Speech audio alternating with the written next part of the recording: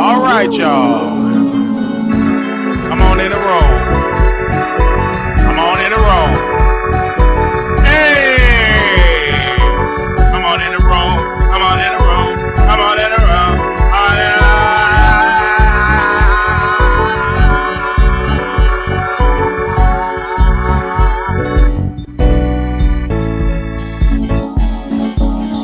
In the room. Come on in the room. Come on in the room. Come on in the room. Come on, come on, come on, come on, come on, come on, come on. Come on in the room. Come on in the room. Come on in the room. Come on in the room. Come on, come on, come on, come on, come on, come on, come on, come on, come on in the room. What's up, y'all? Hey, everybody here in this beautiful land. What's up, black brothers and sisters, everybody across the world? This is your host, Wiley, where we're going to get into everybody's business, including mine. All right? So we are here. All right? We are here, and I appreciate that the people that are here. So we see people that is here. Shout out to our new member, Crystal Light, joining us. Hi, Jackie, joining us. Hi. Hi, Aaliyah TV. Hi. Thank you so very much for that way. Thank you for showing love. And hi. You need to call in so I can pronounce your name right. Hi. What's up? Who else did not get it? I see Danielle. Hi.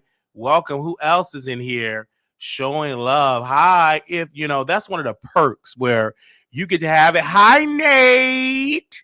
702 in the house. Welcome. So we got into some things out here on our I think we're number one, Paul, on Station Head. I think we're number one. I got a beautiful message from Station Head that they're trying to negotiate us a deal to stay over there exclusively. Like, I don't know. We will see if the numbers are right, but I think we're number one. All right. Yes. I'm number one. I think we're number one on Station Head. We are number one on Station Head. Okay. Number one. So I'm excited. Some on my lip, but it's okay. I had a breakout. A little breakout, allergic reaction, but we here. Okay. So we had a good time over there on Station Head. I mean, Station Head is a show that we produce where we produce Hi Your Next X. We produce a show where it's like a WWE type of program. So we have major storylines over there on Station Head. We are cussing, we're out. It was it's dope. I mean, you have a lot of women. If you want to see black women not get along, join the Station Head. I mean, it's excellent. I mean, amazing commentary over there on Station Head. I got over there and I was like, what? Here we go. Now your next ex, put on the shirt. You got that. You trying to show your body. All right. So, but yeah, it's that's what it is, where it is a show that people, you can come and just let it all out over there on the streets. You know what I'm saying? So that's exactly what was done. So then a lot of people are saying I need to let go people. I don't let go nobody until I make the decision that they can be let go. Okay. All right. I don't do that. I don't let go people because you want me to let them go. I don't do that at all. Okay. So when people say, let go this person, let go that, no, I'm not. You better let go and let God. All right. But I control this. I can't tell you none of it. I told this one chick what she should do for her mother. For her children. And she said, mind your business. These ain't your kids, you be. And mind my business. I said, oh, no more advice on that. So I said, I want to create my own entity. And I created my own baby, and it's called The Wiley Show. So I'm the father. I'm the big daddy over here. meaning I make the rules. Amen. That's the power of entrepreneur, where you make the rules. That's the power of working for yourself. So when people were emailing me to get rid of people, I said no, because they didn't do anything wrong, and um, I make the decision. Okay, all right, I make the decision. I make the final decision. And on Shay Shay, you can cuss. It's an unfiltered platform, and we are knocking our competition out. I mean, today we did more numbers than Armon Wiggins, and he have over 10,000 followers. Right, we only have 1,000. We knocked him out of the park today. We beat him in the ratings really bad, really bad. He tried to do 2 hours programming today, and we blew him out of the park with our ratings. And thank you to my good team that come from the wrestling world, and we think of creative storylines to deliver great prerogative content, and we did it. It was such a great thing today. I mean, multiple shows. I mean, it's so good that people don't want to leave. We're averaging 70 plus 80 people that's in the room talking, and I'm not even talking. I ended the show, but they're still communicating. That is the power of our programming. It is so dope. Your fave don't have that. We do. And so we definitely did that as well. And we have completely just beat Riley in the ratings on Station Head. And that's because of you, the viewer. You all made it possible for tuning in, for calling into the show, for getting, you know what I'm saying, and sending text messages and emails and showing up. I love it. It was so extremely dope for y'all taking time out of your schedule to do it, because you didn't have to do it. And when I got the email, I'm like, wow, that's dope. Though, from Station congratulating us having the number one programming. So so when I did it, I said, this is great. This is a great programming. It's really, really great. And when you go on different platforms, you be different. I mean, I'm not the same Wiley on YouTube that I am on Station. Yeah, I'm the same Wiley, but I'm more spicy, because you can't be as spicy on YouTube, but you can be spicy on another platform. They love that unfiltered stuff. Just same way as people like Bingo. You remember Bingo? Bingo is an app where people are unfiltered. You know about Bingo, your next ex. You know what I'm saying? Bingo is unfiltered, where they drag, drag, drag, and drag. Now, all the people on Bingo don't do that, but the most lucrative shows is the dragging shows, correct? Mm-hmm. Most lucrative shows on Bingo is the dragging shows. That is what it is. That's most of, you know what I'm saying? That's most of the shows is the dragging shows. Understand what I'm saying? That is literally most of the shows, is when people get on the platform, they use spicy language. That is the show. And when they do that, that got everybody in the bunch covering this. And when they do that, that's when the people tune in. So when I got people to tune in, I said, well, this is great. And so a lot of people that follow my channel, they supposed to be saved. They only watch when it's drama. When it's drama, they are watching. Okay. Your next ex said, I went on Bingo, and I'm still in counseling. Like, it's drama base, extreme drama base. And that is what it is. It's complete, like, drama. And when the drama is into place, that's when you get everybody to comment, because it's drama. I'm gonna say it again. Drama is a very thing that major networks have capitalized on it, and they built billion-dollar industries because of drama. You understand what I'm saying? Let's break it down. Because of drama, they made million-dollar industries because of drama. And so having that drama, it brings the people. It brings the people. It brings eyeballs and ears. And the reason why we have a lot of people is because of the drama. Many people would not be tuning into WWE if it wasn't for drama, storyline, drama, UFC, drama, entertainment. Zeus averages, and Paul, we ran the numbers, they averages about $5 to $6 million a month. That is what they average because of drama.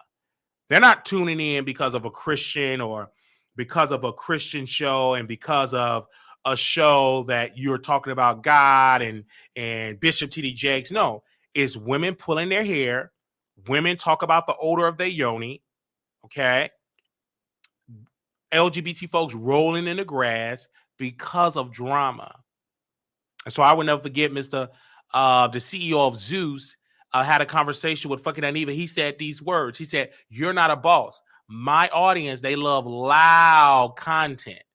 They love loud content." And fucking Aniva decided to say these words that, let's be clear. He said, "Oh, it's bad. It's bad for Black America." And clearly, the guy from the CEO of Zeus said, "Bruh, you're not a boss. You're not an owner. So how would you know? This is how networks are run." And so when he had that, I said, "This is it." And then he tried to come out there, and say that this is bad. But then when you look at fucking Aniva character, all he do is trash Black women. Drama. You know, understand what I'm saying? It was so bad from fucking Aniva that he was degrading and talking about Beyonce's baby, Blue Ivy, right? Drama. And people always say, "Oh, fucking Aniva's so successful," because he put on a wig. He imitated Black women, particularly ghetto Black women, and he used it to build a platform. And once everybody just wanted him to see the wig, they wanted him as a character, he was upset. He said, "Wait a minute. I'm more than a man in a beard and a wig. I want to take this wig off." And then when he take it off, he was getting his lowest views. It took him a while to build up a platform without the wig, but his views were higher with the wig. Do you understand what I'm saying?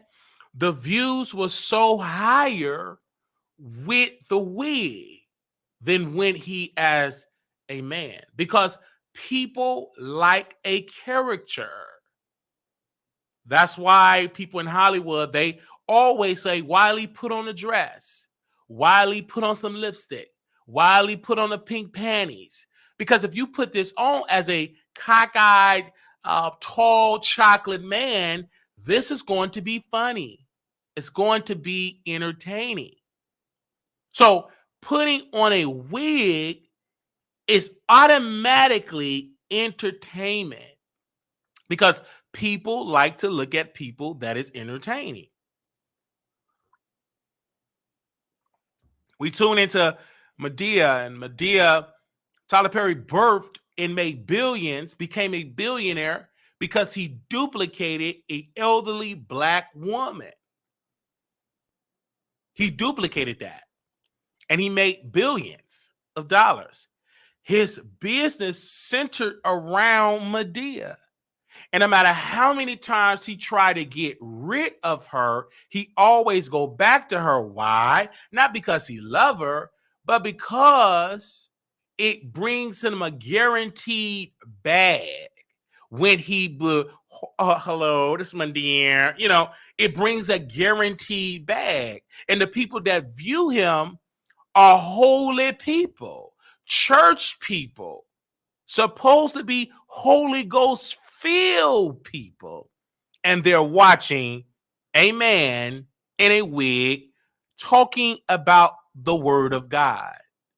And he made his living off of that. And so every time I would put on Tyler Perry, my granny would be like, turn that off. He playing church. I don't like that.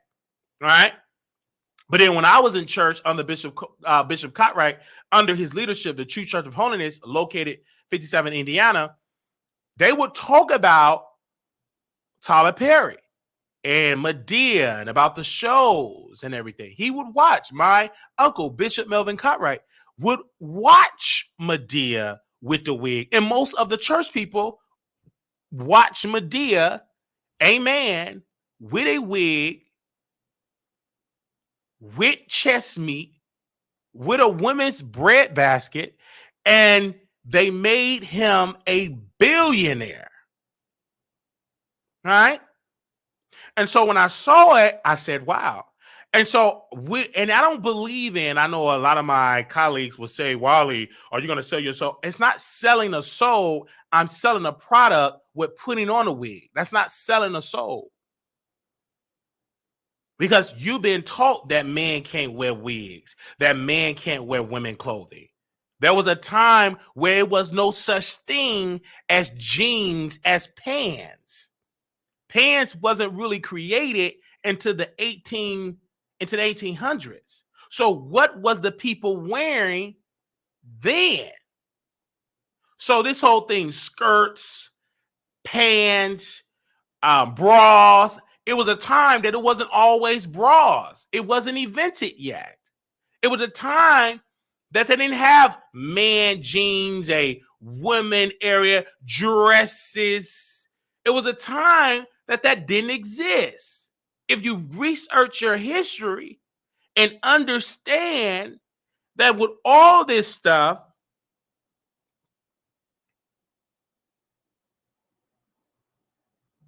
I just want to be clear with you all here. Because the first recorded reports of trousers were made by the 16th century BC. Okay? So the 16th century before Christ, what were the people wearing in the 15th century, the 14th century, the 13th century, the 12th century, the 11th century, the 10th century, right? So when people say don't put on women clothing, that wasn't even brought to the forefront until 17th, 18th, 19th, 20th century. But what was the people wearing before the 16th century before Christ? You understand what I'm saying? So when we have this conversation, when you educate yourself, and this is not me, oh, Wiley sounds smart. Did he go to college and get master's degree? No, I went to the school of Google, Google, where I have a PhD in my fingers to type and talk. All right. We are in a society today that you do not need to go to college to educate yourself, because you can sit hours upon hours and look in your phone and get all the knowledge that sister so-and-so is getting from college and brother so-and-so is getting from college. Do you understand? So all you got to do is utilize technology. You are only stupid if you didn't do your research, because we are living in a 2023 year, meaning if you just walking around dumb, you doing it by your own part, because it's nowhere in the world that you don't know certain things when you have Google in your pocket, when you have a Yahoo in your pocket, when you have YouTube at your fingertips. Do you understand what I'm saying? Okay? So, Prada, stop it. You keep that over there on station here. So, and that's what we saying over here. So, when we have these conversations, and I Google about the orgasm, and I understand that the sister that I was intimate with, when she did not reach an orgasm, because I came within 4 minutes with this beautiful person I was having a good time with, she came in a minute. And so what did I do? I said, well, let me do my research. And when I look at the surveys, when they surveyed women, a percentage of women, and it was high, that some of them even said to the surveyors that they never experienced an orgasm in their lifetime. What does that mean? That means every time a man come on top of you, he releases and you never releases. And that's why you got some women bitter. That's why they got attitudes. That's why they frustrated, because they never was able to release at all. And some women have to live in secret, got to go to them dark rooms, get on their phones, get on their computer, go get that rose locked up in that closet up there in the corner, or stash somewhere under that mattress. And when that man is, you go reach down and you get that rose, and your children think it's a vacuum cleaner, and it's not a vacuum cleaner because they said, why is mama moaning? And you know what I mean? So that's what they do. You understand what I'm saying? And then if you want to know how to please a woman, yes, you can talk to a woman. Yes. You can study the woman's body. Yes. But it's knowledge and books and videos that will give you skills. And you could be like me, talk to people in the hood, or talk to guys that what I call the tongue master. And what is the tongue master? The tongue master know every crevice, every crack of the woman's body. They know how to master the woman's yoni. One particular guy, I'm going to call him Body Armor. So Body Armor is a guy that's in the hood, never had a job, very attractive, broke. He will always have women fighting over, they're going crazy over him, whatever. And I said, why do you keep getting women? Because he said, I know how to make her come. And I know what that means. I said, come as you are. No, he said, C-U-M. I said, oh. He said, I know how to master. I have a master between my legs. And I know she's going to be mad. She's going to be angry, but she's going to always come back home.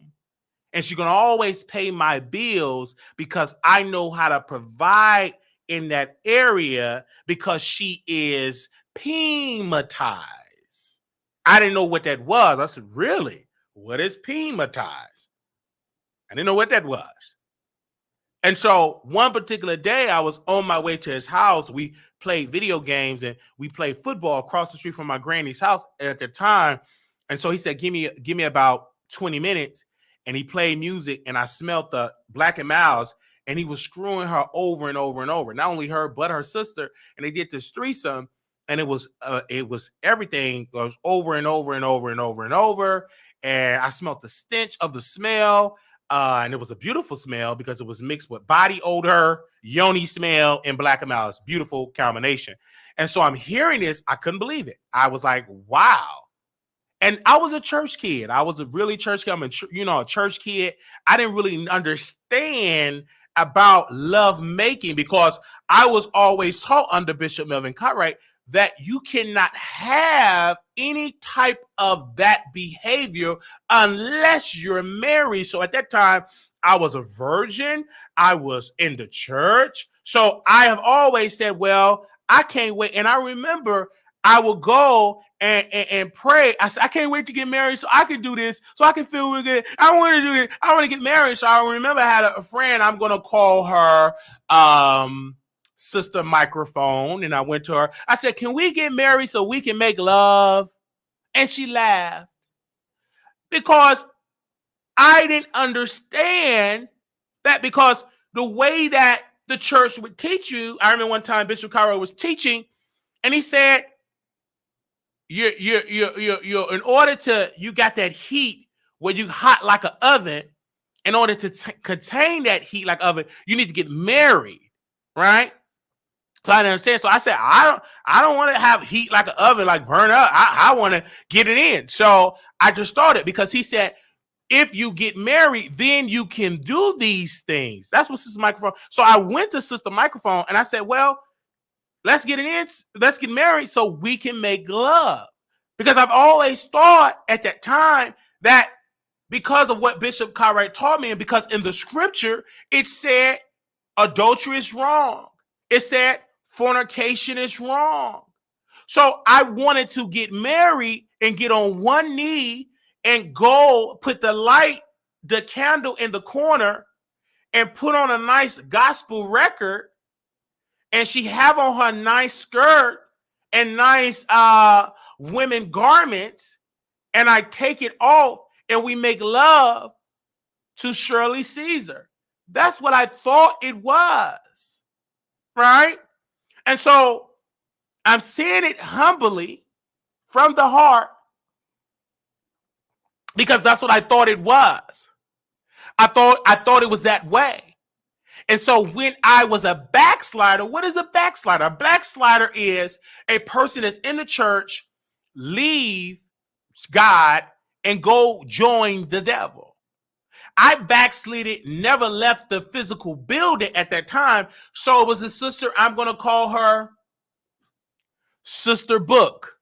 So Sister Book and I were members of the True Church of Holiness. We were both members. She was much older. She was about 28, 29. I was about 18, 19 years old. And she was a little touch, to say it politely. And she was in college. And at that time, I was in college and I was getting good grades or whatever. And she really didn't know too much about schoolwork. But, you know, she was experienced. She had a child. She was experienced in the bedroom.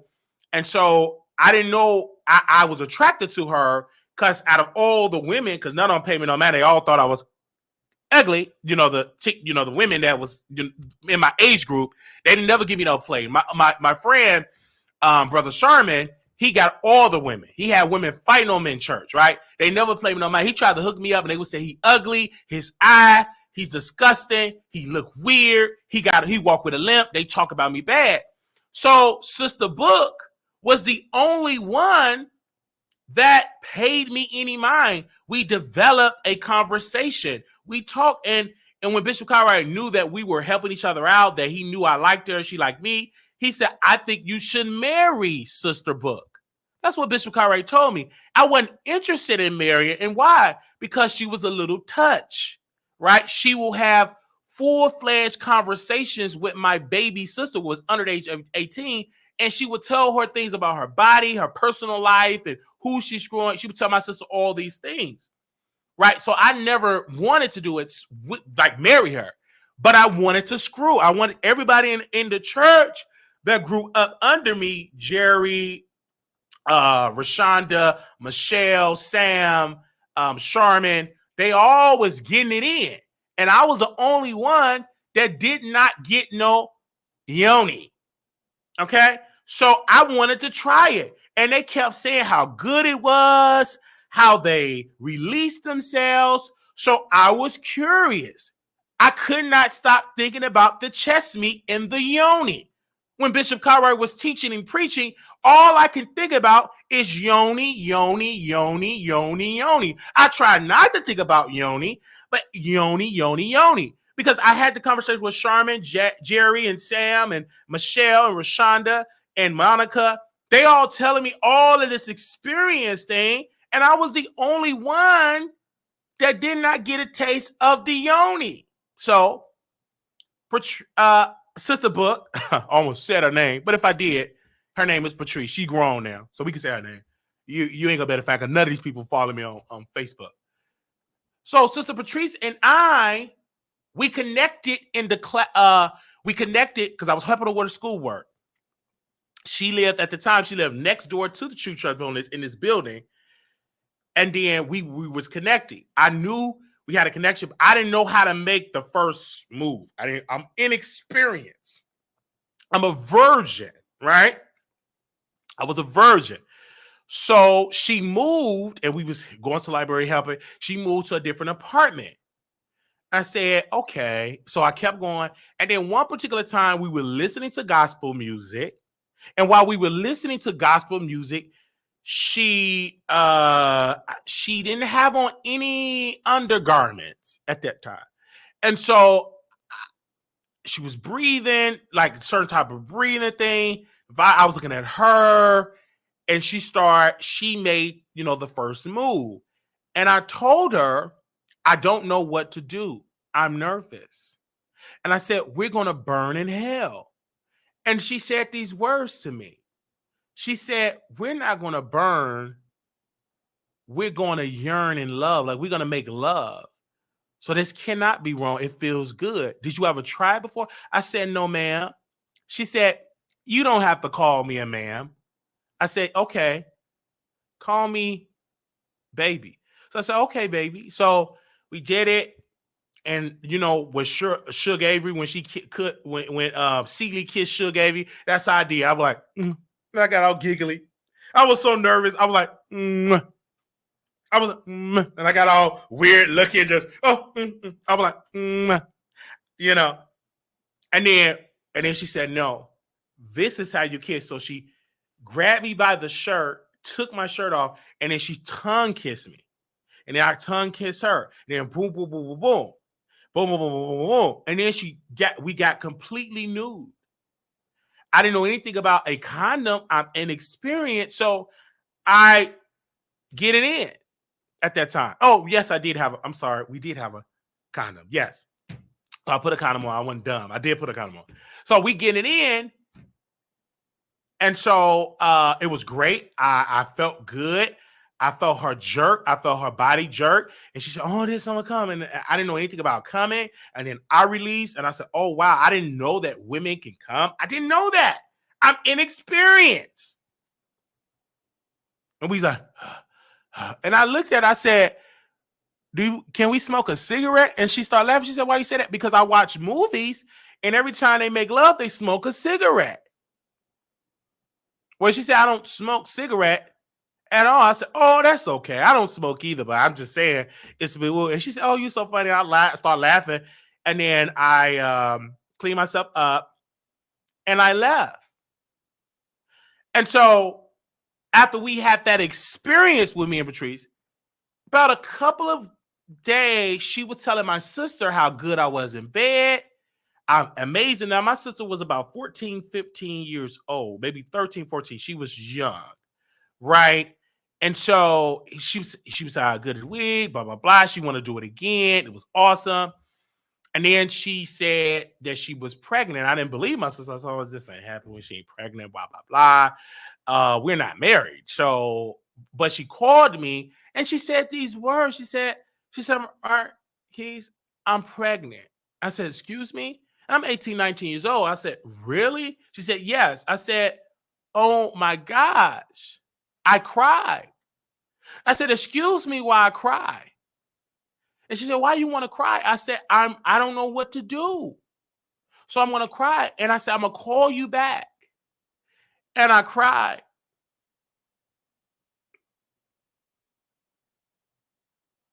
And I wept. And so somebody told in my spirit, said, call Mama Wiley. So I called her and I was so hysterical, hurt, confused. And I called my mother. I said, I don't know what's going on. She said, what? I said, she said she's pregnant. What? So he said, and my mother said, well, let's not rush to conclusions. She's probably late. I said, late what? She was on time. What is she late on? And then she had to break it down about a menstrual cycle. I didn't know nothing about no menstrual cycle. What's that?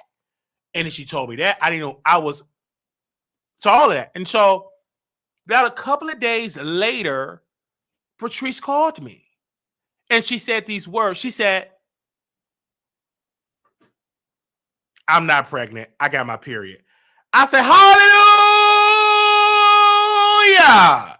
You understand what I'm saying? The reason why I was praising him and spoke in an unknown tongue because she was a bad, terrible mother. She was a little touch, and she was out there. She was a Jezebel, if you understand the scripture. What's a Jezebel? Google it. She was a woman that everybody had her. And I knew that sense. I didn't want Mrs. Wiley. I did not want to share Mrs. Wiley with the congregation in the bedroom. So I didn't want all of my friends, all of them had it, Charmin, Jerry, everybody, Sam, even a 15-year-old person, Sir Stephen, he did it with her. He got it in with her. And so I didn't want Mrs. White to be that way. So the first time we did it, it was awesome. And so I went back to her because she kept asking for it. So let's go back. This time, she got more children. So she got the more children. And this time, it wasn't the same. She didn't know how to ride it right. She was tired. The kids knocking on the door. And she said, let's come on. Let's hurry. Don't worry about it. I said, I can't concentrate. She said, why you can't concentrate? I said, it's too much noise, too much kids noise. This ain't the time. She said, come on, don't worry about that. They used to, don't worry about that. And I said, I can't. I said, it's not it's not rising to the occasion. She said, you say, I thought you was a real man. I said, I am a real man, but I can't do it. It's too much noise. I can't concentrate. Then the kids come in the room. I put my clothes on. Didn't even take off my rubber. Like, I rush out the door. She said, you going to leave? You ain't going to stay. You like this? This supposed to be your guy, kids. Why? Just wait till they go to sleep. I'm going to give them some NyQuil. I said, you don't have to get them no NyQuil. I'm good. I got to go home. My grandma, I got a certain curfew. I'm done. You don't have to give your kids no NyQuil. And so I left, and she was blowing my phone up, and she cussed me out like a dog. And then at that time, you know what I'm saying? I needed to find work. I needed to find, you know what I'm saying? I was 18, 19, and I couldn't find work. So I get into the military, finally got into the military. And then I come back, that didn't work. And then she was pregnant with twins, right? She was pregnant with twins. And everybody spreaded a rumor, she spreaded it, that Wiley is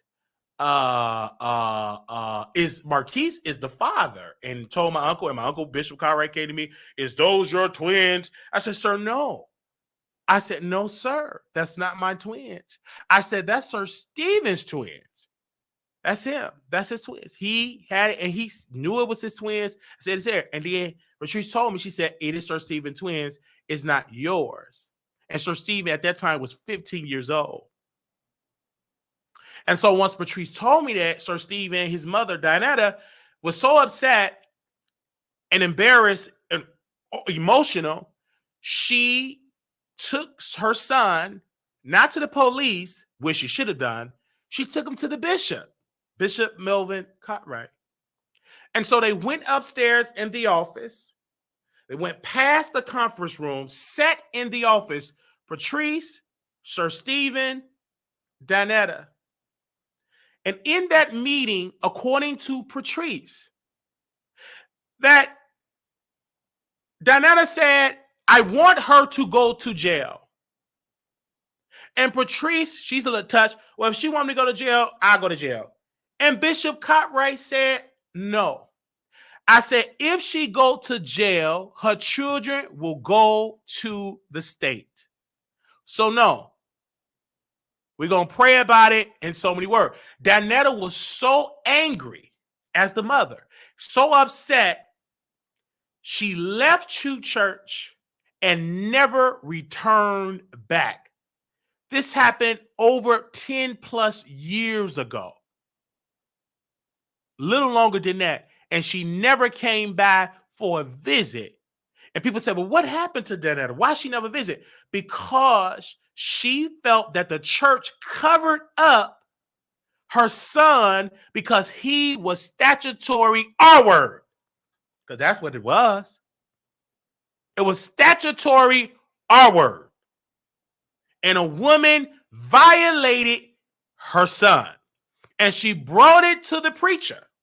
That's what her mother, Sister Butler, that's what she told her to do. And she didn't agree with it. I didn't agree with it. Because if you are violated, then that person needs to go to jail. This is no longer spiritual. You committed a crime in the world. So you must bring the judge involved because it is a matter that a crime was committed.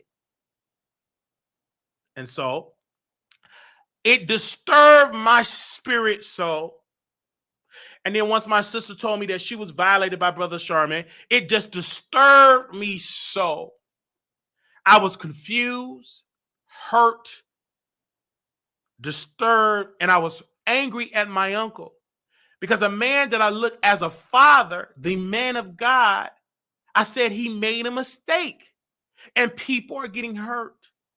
And so once my sister brought her allegations that she was violated by Brother Sherman, she brought it to me and said, Marquise, when Sherman would come over, he would touch me. I said, what? And so my grandmother, myself, my sister, my grandmother stepped in. I told her, yes, you told me, but Gail, what did you do? I said, wait a minute. What does you mean? What did she do? She was a child. And for the first time out of my 20-some years of living, I raised my voice at my grandmother because I was angry. I said, what do you mean? What did she do? She was a child. He was an adult. And then my sister said, well, I'm not the only one. Kaya was violated as well. Went to Kaya. She said, yes, I was violated. So you had two people, two girls that was violated by a man in the church. I bring it to Bishop Cartwright. That's my uncle. He told me, quote, you don't know what we're doing. You talk too much. Leave it alone. I said, no, sir. I can't leave it alone. This is my sister, and I won't leave it alone. I couldn't leave it alone if I wanted to.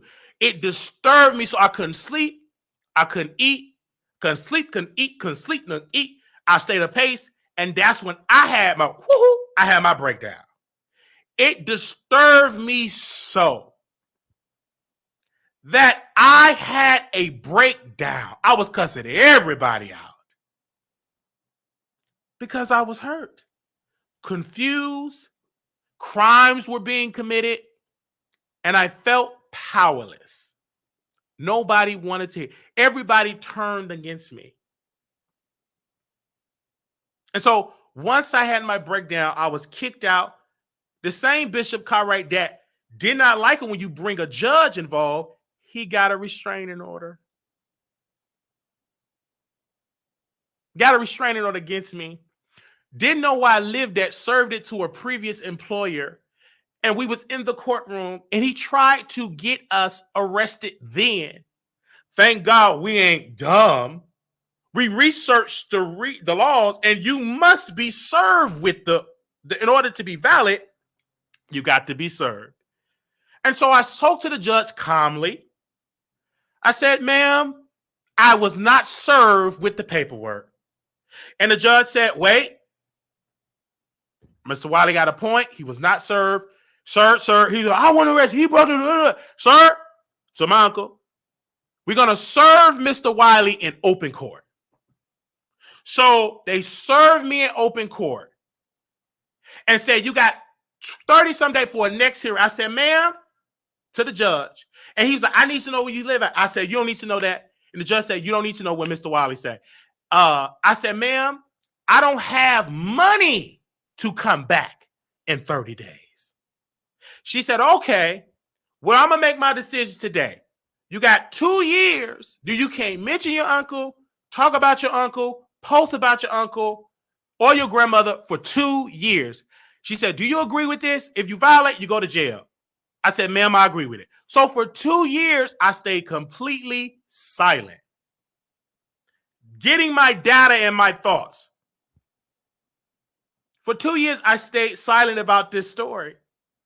When at that time, it was many years, a couple of years ago, with 2 years been expired, but I stayed silent.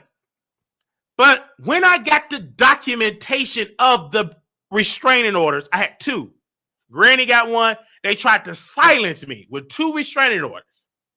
So I decided, I read my grandmother's one. They said I can't go to the church grounds, blah, blah, blah. But I read my uncle's restraining order.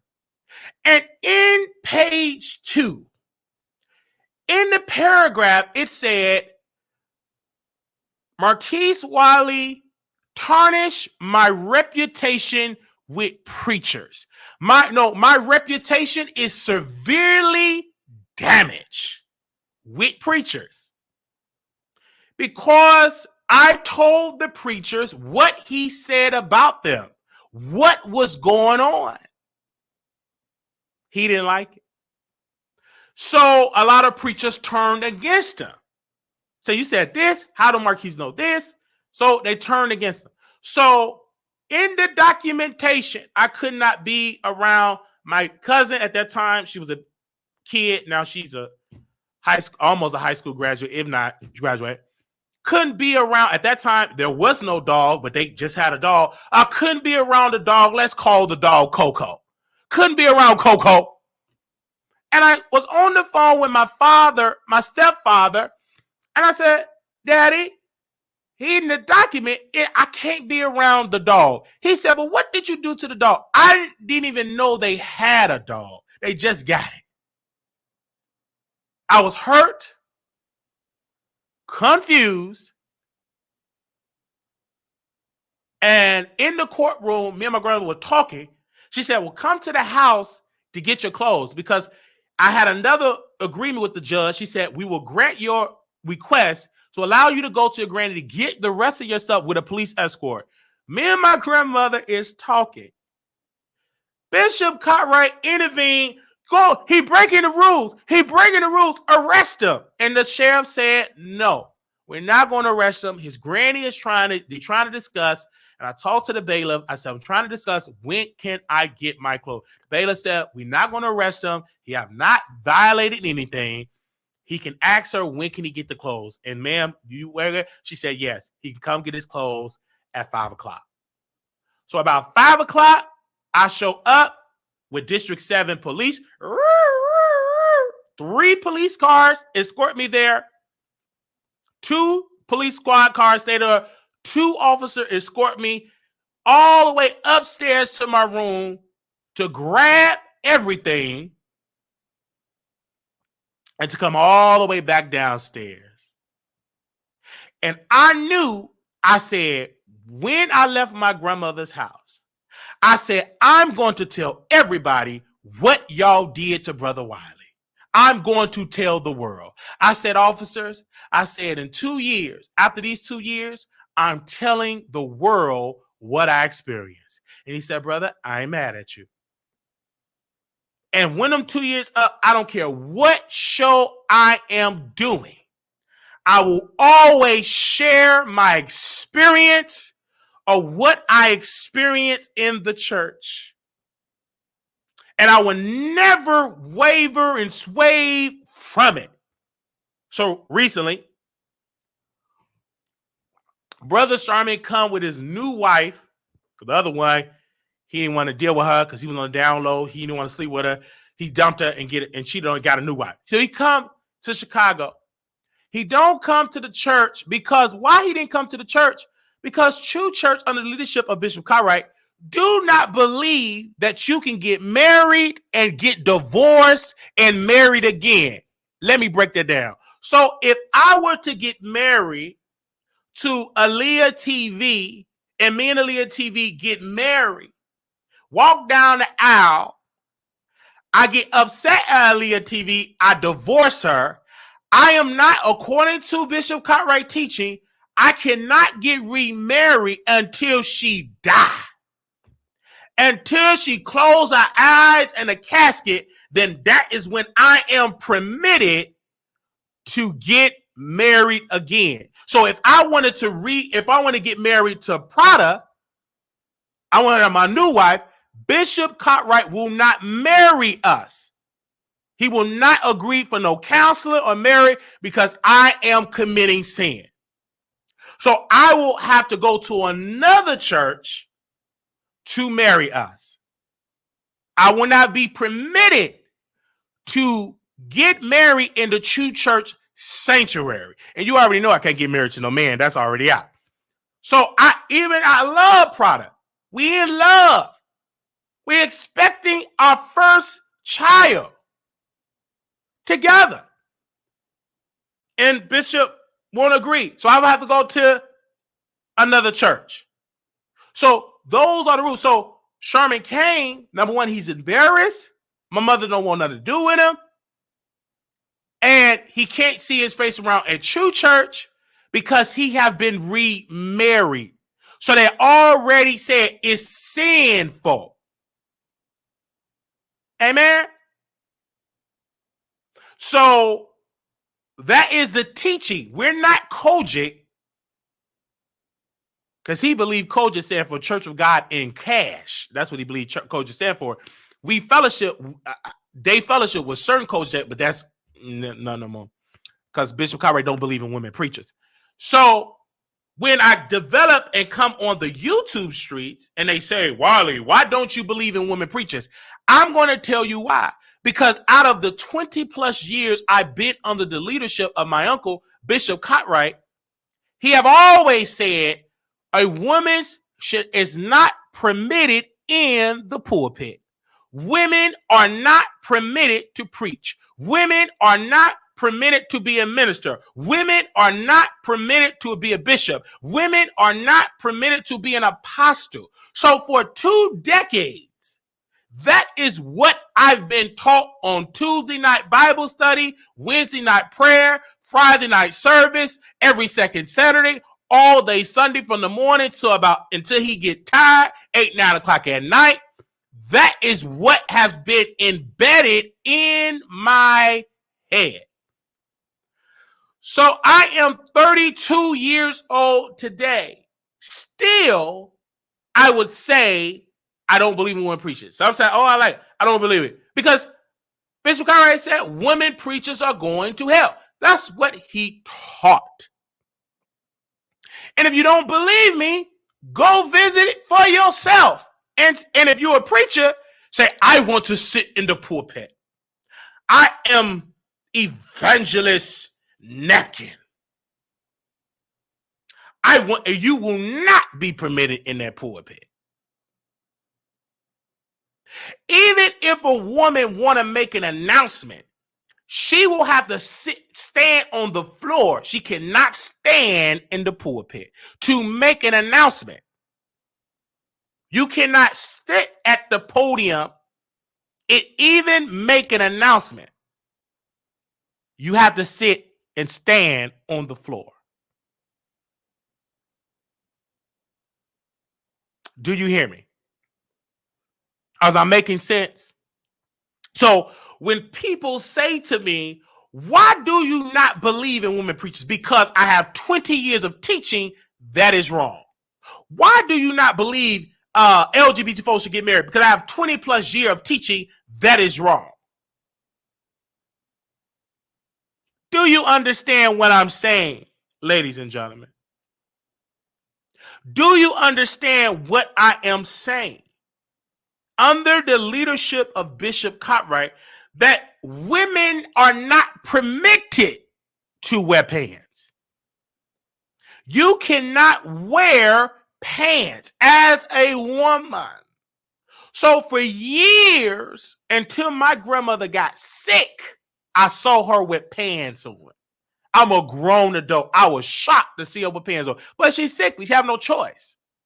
Whatever your caregiver put on, that you put on. For all of my life, I've never seen, until I turned 32, since she was sickly, with pants on. Because it was not permitted for women to wear pants. They will have to wear skirts to their ankles. Long skirts. You cannot be a woman and wear a miniskirt. They will put a towel or a sheet over you. You cannot have all that cleavage with your chest meat out. You will be completely covered.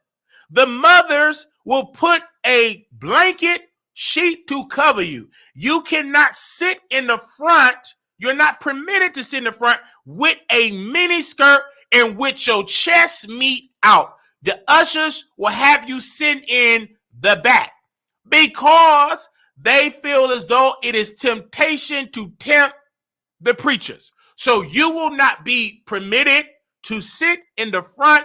You will have to sit in the back. Is I'm making sense today? A good friend, Crystal, came to the visiting church, and she came to True Church. They covered her up because she had everything showing. Big, thick, curves everywhere. Beautiful, thick. I was like, yes, I want that. And she was very attracted to me. And my uncle said, you need to do something, Wiley. She really like you. What you gonna do? And at that time, I didn't know anything about non-binary, call me a it, her. I didn't know anything about that. I said, well, I don't know. So I pushed Crystal away. I stopped answering her phone calls. I left the job though. I just knocked her out of my mind because I was not ready to commit to her only. So I decided to part ways because I saw how Sharman, he got married and he didn't like her only because he lived in a down low lifestyle. So I had sense enough. I did not want to marry Crystal and play with her knowing I'm still playing with man bread baskets. No. So I did out of her to save her from crying, to save her the embarrassment, to save her the shame. I decided to part ways from Crystal. Did it hurt me? Yes, because I really loved her. And I think about her a lot. So when it happened, now at 32, I'm more mature. I understand being bi, that it is okay to like women or men is okay. So I've learned that. But at that time in my 20s, I did not know. I was about 21, 22 years old. She was an older lady, not too much older. She was about 29, 28, 29, about 21, 22. And I was pulling her. It was so good that she will come pick me up from the South Side, and she lived all the way in Amherst, Illinois. So she would drive all the way from Amherst, Illinois to come to Inglewood, Chicago to pick me up from work. We would work, and I would have to be at work earlier, so she would have to get there earlier, and she would pick me up. She would leave her job early, the hospital that she worked at the time, and come pick me up. And then go clock out there and come to the other job that we worked together. She did that. Ain't no woman gonna come pick you up like that unless they really like you. I had it like that. Oh, player, I had it like that. Oh, Wally I got some game, baby. So that's what it was. I wasn't trying to be no thug. I ain't no thug. I'm a church kid. But what I knew, talk about scripture, I knew how to communicate. I knew how to flirt. I knew how to do it. I knew how to talk to women, just having regular conversation. My personality was great. I know how to make you laugh, all of that. You know what I'm saying? I'll never forget it. Just she was everything. I can tell you some stories. So, but I couldn't waste my time. I didn't want to waste her time because I didn't want her only. At that time, I had attractions to men. I remember being and crying to get it out of me, because I really wanted to be with her. And so that is that story. So I had to open up with that. We're going to get into these topics because always, this is the Wiley Show, so I will always open up talk about me. Woo! I always will talk about me. First, I am my top priority. So I'm going to talk about me first. So I got all in my business. So don't be spooked and nervous when I get in your business. I told all my personal business. So don't be shocked that I'm in yours. Okay? So I would cry. I was like, oh, I don't want to do it. You understand what I'm saying? I did it. And so I remember being in church. I was the Andrew before it was an Andrew. It just wasn't no cameras. I'm delivered. Jesus, Jesus, Jesus, Jesus, Jesus. I can dance all night. I thought I was delivered. I thought I was free. And I was praising. And I was on the train, met a man, whoosh. Come on, somebody. I was on the train. Holy, I thought. And I saw a man. And the man gave me some eye contact. I gave him some eye contact. I sat with the man. And I went to his house. And we did some things. And he was a Kojic member. It was great. He was on the down low.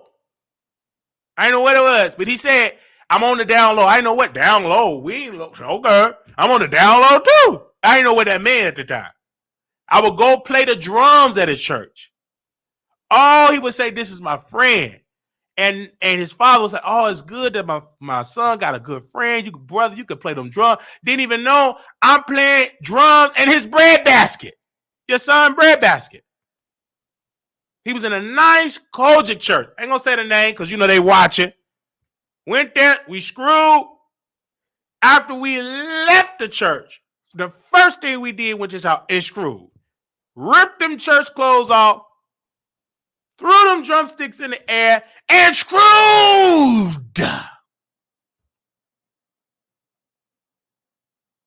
And then we'll talk about scripture. We were church people. I didn't know anything about ghetto.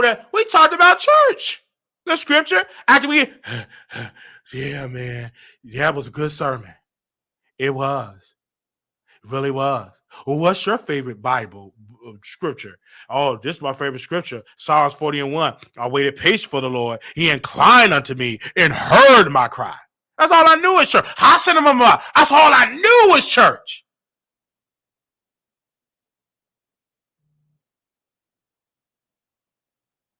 And so he was getting it in.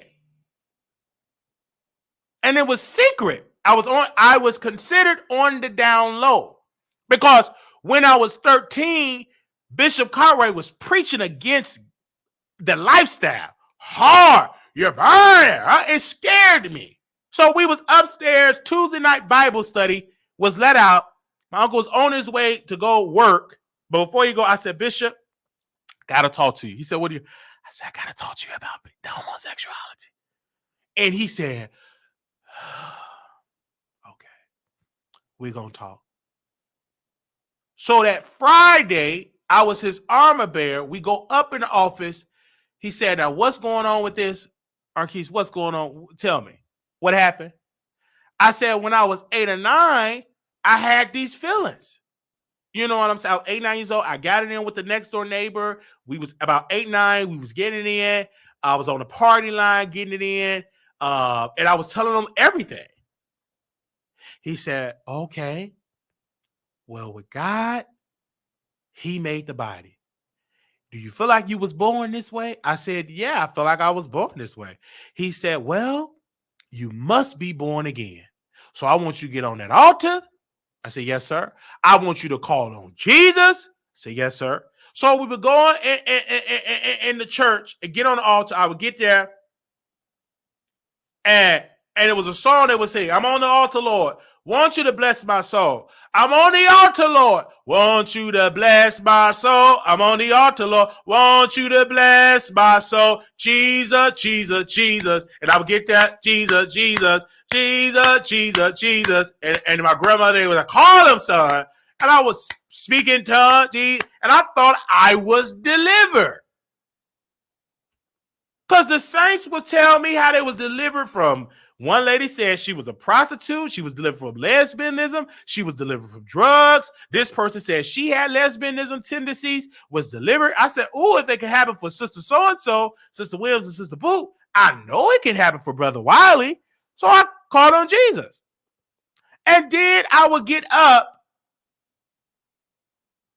call him, son. Jesus, Jesus. I'll spin. They call it purging, slobbing, rolling on the floor, shouting all in the aisle. I said, I'm delivered. I ain't gay no more. I don't. You know, that's what I thought. So I went on a tour. Every church I went to, I said, I was gay, but now I'm free. They would shout, going to praise. And then soon I get done doing all that shouting and speaking in tongues, I go watch adult entertainment with men getting it in. And I will go screw my buddy that I met on the Blue Line. And I will go to church, put on my bow tie, put on my clothes, go direct the choir. The Lord is blessing me right now. Oh, right now. I would pretend like it. And then I would say, I'm still saved and all that, you know. And then one particular day, I just got tired of being a hypocrite. I got tired of hiding. I meet Jonathan. I move in with him. I really want to live my life. I just got tired of hiding. It was draining to live, to be on a DL. I don't know what these people want to be on a DL. It's draining to live a secret life. I got tired. This way I started doing videos. I started going to gay parties. I started interviewing people. And then word came out to Bishop Cartwright that your nephew is leading praise and service and he is an F word. He is this and this. And the allegations came to Bishop Cartwright. Wednesday night prayer at 8 o'clock. The saints, they praying. I get there and Bishop Cartwright go to his office. He said, I need to talk to you. I said, yes, sir. I said, I've gotten some of my inbox that said your nephew is gay and all of this. What do you got to say about that? I said, it's true. I mean, so I want you to leave. And I said, do you want me to leave? And he said, I think it's best. I said, okay, I'll leave. And he asked my sister about it, and she didn't know what was going on. She said, I don't know, I don't know what Marquis doing in his bedroom. So I left. And then I was the choir director. So he said, before choir rehearsals start, oh yeah, we telling it. I need you to come to my office. So he would get to church early. Choir rehearsal started at 6:45. This particular time, Bishop Cartwright comes early to the church. We go to the office. He said these words, you can't direct the choir because I don't want that spirit that you have to leap out on other choir members. I said, leap? I ain't no frog. Anyway. I said, wow, I was hurt. I said, really? I said, I'm a great director. You know what I'm saying? He said, no, you can't have that spirit to direct the choir. I preach against it. You, my nephew. I can't have that. I said, I'm going to give you the keys back. Because I was a key holder, like an alarm. He said, no, you can keep the keys. I said, no, sir. You can have the keys. And from that point on, the relationship with me and my uncle, Bishop Cartwright, was completely tarnished. I was hurt, confused, and then after all of that, allegations started coming by my sister and blah, blah, blah. It was like a domino effect. I didn't know nothing about no counseling. I needed some therapy. I just had to deal with it all. And I was balling that all in. Church people turned against me. Patrice had a child. I was holding her daughter, and her auntie, Sister Allison, told Patrice, don't let him hold your child because he got a spirit, and we don't want that spirit leaping on your child. And Patrice said, I don't understand why would she say nothing like that. That's wrong. That's right. I said, wow. And that's what she said. I was hurt. Sister Allison was my YPW teacher, like the youth leader. Like I used to conduct the service with you, sir. Every first Sunday, I was the H.E. Cohea choir director. I was very active. We laughed together and all that. And that's what she thought about me. I was hurt, confused. And I would pray. I said, well, get it out of me. And I prayed, cried, didn't go nowhere. It was right there. And my uncle said, you just need to stop doing it. I said, I try to stop doing it, but it's close to impossible to stop. You can stop it. If you really want to stop it, you can do it. I said, I was just confused. I was all the way confused. I was just confused that confused can be. And I was trying to learn about spirituality. I was watching Minister Farrakhan. They was against it. I was trying to get some help. I was trying to, what's going on? And I said, I don't want to burn. And then I started focusing on my show. I delete my videos. So all episodes I was getting views. I delete that video. I delete that video. Because Bishop like, delete them videos. You're going to hell. Delete it. And I only want to go to hell. So all my resume interviews that getting views, I deleted them all. Finally, when I'm coming up in 2010, 12, coming up, I deleted it all. People was like, where's my video? Where's the interview? I said, skip the interviews. You're on your way to hell. They said, what the world is going on? And then I would post on my Facebook, God is coming.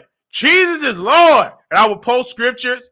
And then when I'm in church, I'm cussing. So my cousin, Jonathan, and his friends, they would say, we could tell when Marquise is in church because he posted scriptures. And then when I'm at church, so I would come to church and then come home, Jonathan getting it in, shirtless men. Liquor everywhere, smoke everywhere. I would cover my bow tie and I would come in and they said, how you doing? I said, I'm blessed. And I tried my best. I went there and it didn't work.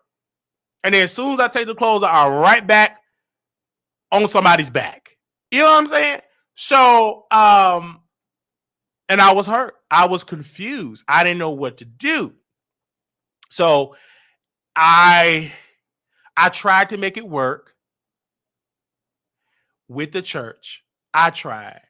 I really, really tried. Then post nightclub, that massacre happened. And so me and my grandma were getting ready for church, as we always do for Sunday school. Sunday school started at 10 o'clock a.m. Still do to this day. And we were watching the CNN and we're talking about how all those community members lost their life. And I said, they about to get dragged in Bishop Cartwright's sermon. So we in Sunday school, I'm sitting down. I'm not the choir director no more. I've been sat down. So my uncle got up to address the congregation in Sunday school. We ain't talked about the Sunday school lesson yet.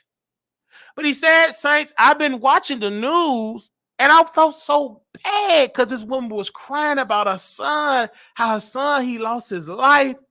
But then she said her son and her son love her. And I said, wait, well, what do you think going to happen?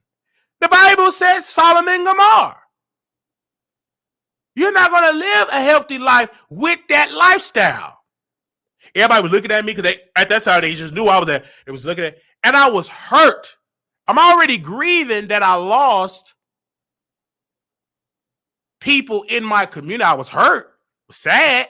People down my timelines lost some people because, at that time, I had everybody in the community on my timeline. I was hurt. So I stood up. This is the first time ever. And I walked out. Never did I ever do that. And my grandmother looked. Everybody looked. I got up and I shake my head and I got up and left. I left. Went down the stairs, got on that green line and left. Went back home. My grandma said, that's disrespectful. You don't leave. That's embarrassing. That's your uncle. Why would you leave? You need to sit down. You need to stop doing that. I said, I didn't agree. I was hurt. So I was so hurt. I was just a hurt man. I was a hurt young man. So many people, well, Wiley, what happened to you? Why you had the breakdown? Do you understand the trauma that I experienced? That was trauma. I don't think you need to share that. I'm going to share it to help the next one. So I had all that trauma. And I will never forget, I went back to the church and I got my camera because I was really helping the church. Brought my camera to take pictures. Like most of the pictures on the church on this page, all them old pictures, we took it. And they still got them up there that we took. Didn't take it down.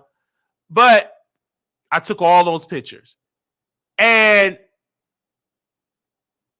I went and got my camera. I don't know. My uncle, he went out of town or something. And Sister Boo, one of the members said, Brother Marquise, don't leave. Stay right here. Don't you backslide. You got that spirit. I was delivered. You can get delivered, Brother Marquise. Don't leave. I said, Sister Boo, I'm done. I want my camera. I'm out of here. I said, I understand what you said. Got the camera. Went to my grandmother's house. No, went somewhere. And then I was doing a gay pride. It was a Sunday. And I went to go see Dumb Blonde. I went with my friends and we went to the club at Dumb Blonde. That was that Sunday because that incident that happened, that post just happened like a day or two before Gay Pride. And Dumb Blonde, I think I said today, they used to be in this group. I think it's called Dumb Blonde, you know, all that. And they were before my sister said, be careful because you know things are going on. I said, I'm gonna be careful. And I brought my camera. I took pictures and everything. Then one of the members said, I remember one of the people said, oh, I listened to your radio show. And I didn't understand it then that I had followers. I thought nobody listened to me. So it was this guy, he came up to me, he said, I listened to your radio show. I said, well, this is my co-host, Flash Gotti. I don't know who he is, but I know who you is. Well, I said, oh, and he was offended. My co-host was offended because he didn't know who he was. He only knew me because I was the star of the show. I didn't know that then. I didn't know I was a star. But yeah, so when that situation came on in and all of the conversations that we had, and I didn't know how hurt I was until I had the mental breakdown, until I had to get into psychiatry. I was like, oh, it's a lot of trauma. And my sweet grandmother, so sweet. Oh, she's a sweet lady. I was in the restroom, coming out of the restroom. She come right there before I came out. And she said, Marquise. No, she said, Marquis, you know, they die horrible. You know that? I said, Grandma, okay, I hear you. Well, if you hear me, you need to get saved because they die horrible. And I was so hurt. I didn't know what to do. Nobody said get counseling. We praying. I mean, woo. I left and I said, this is much. I didn't know because Jonathan didn't understand. He was never a church person. So everything I said was foreign to him. I tried to leave the church, go join another church. But this is my family church. I've been there for years. It's like a battered woman. You don't leave. Everybody can't leave. You've been indoctrinated. It's hard. You need God to get you out of that situation. So I left, and then I had to break down, and then God intervened and said, we going to get you up out of Chicago. We get you out of here.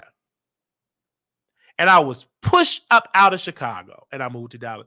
And that was the best thing for my mental health, for my spirit. That was the best thing for me because I needed that healing. And I still not all the way fully healed because I went and I started going to Chicago. I don't go to True Church anymore because we dragged them and all that. Don't do that. So I said, well, let me go to Apostle Kevin Cunningham Church. Let me go to Transformation Center of Chicago. I remember going there. That's a good church. I like to watch them online. And so I went. And it's about a month or so ago, I went there, had on my church clothes. Apostle Kevin Cunningham brought me in front of the church. Actually, he prayed for me and said, I'm rebuking premature death. I said, okay. I got up there. He said, all you know is church. You got to let grudge go. Don't mess with church people. And I'm saying it, and he was saying it from a good place. over the church. Y'all pray for Brother Marquise. Oh, no, it said Brother Wiley. All this. And he sat me in front of the church. I tried to leave and go. I can go back home. I got to get back to the city. And then he said these words. He said, I want you to be, do you have a church home? I said, no. He said, I want you to be a member of this church. I said, thank you. So he raised hands. He laid hands on me. I was so into it. That was the first time I had somebody lay hands on me in years. And so I'm just receiving that. The reason why I still give money when I can, why I'm not a full-time member, is I don't live in Chicago. If I did live in Chicago, then yes, I'll be a member there. You understand what I'm saying? I'll be a member there. I would. I really would. Even though his wife be preaching, and she does a great job. The service on point. Apostle Kevin Cunningham can really preach because he really be teaching. Great guy and everything. But they don't believe in being gay and that you can be saved. They don't believe in that. Now, he's not as harsh like Bishop Cartwright, but he still have the same belief, but he don't get in the pulpit, and majority of his sermons is against that lifestyle. I will give Apostle Kevin Cunningham that. He rarely have that as the subject. But Bishop Cartwright, majority of his sermons will be that. I remember my Uncle Freddie passed. He's mentally ill. All he was living in mental hospitals. And so Freddie, my uncle passed. He died. I get the phone call and it said Freddie had passed. I was going to buy the plane ticket, and my mother said, well, we going to have the funeral at True Church, and Bishop Cartwright is preaching. I said, well, I won't be able to attend. No, I said, oh, I'll come. And then I called her back. No, Mom. I'm not welcome there. I haven't got Bishop Cartwright on the phone. We have not talked. So I will not be attending my uncle's funeral there. She said, I think it's best. She said, your brother Darius feel the same way. He's not coming either. And other members didn't come because it was with other Bishop Cartwright. So they live streamed Uncle Freddie's funeral. And so I wanted to support my uncle. So I wanted to see what was going on. Bishop Cartwright got up and started speaking against the community, the lifestyle. My sister, who is, I would say, identified as go both ways, she stood up and walked out. Because she told me, she said, Marquise, I walked out. And in the video, you can hear the door like close.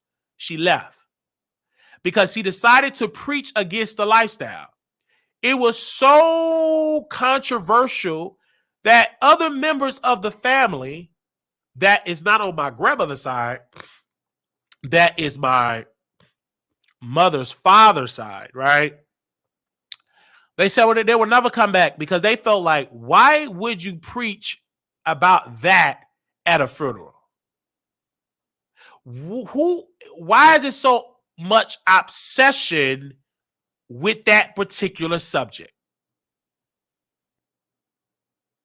You understand what I'm saying? So they would say, why is it so obsessed with that particular subject? Why is it that it's so much obsession? And so that's what it was. So I made the right decision not to go. And so we had these conversations. We talked. When I come and visit, he don't come visit his mother when I'm there. Other church members, they will come just to spy and will ask me, when are you going home? One of the members, Sister Williams, she said, Brother Marquise, when you going back home? That ain't none of, I wanted to tell her chick, that ain't none of your business when I'm going back home. I said, I'm going back home. And said, I wanted to tell her none of your business. Anyway, so they could report back. And I don't hide. I don't put my head down.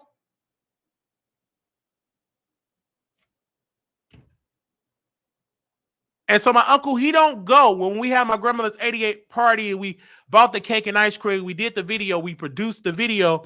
We had one of our editors make a video for my grandmother. He didn't show up because Brother Wiley was there. He didn't show up.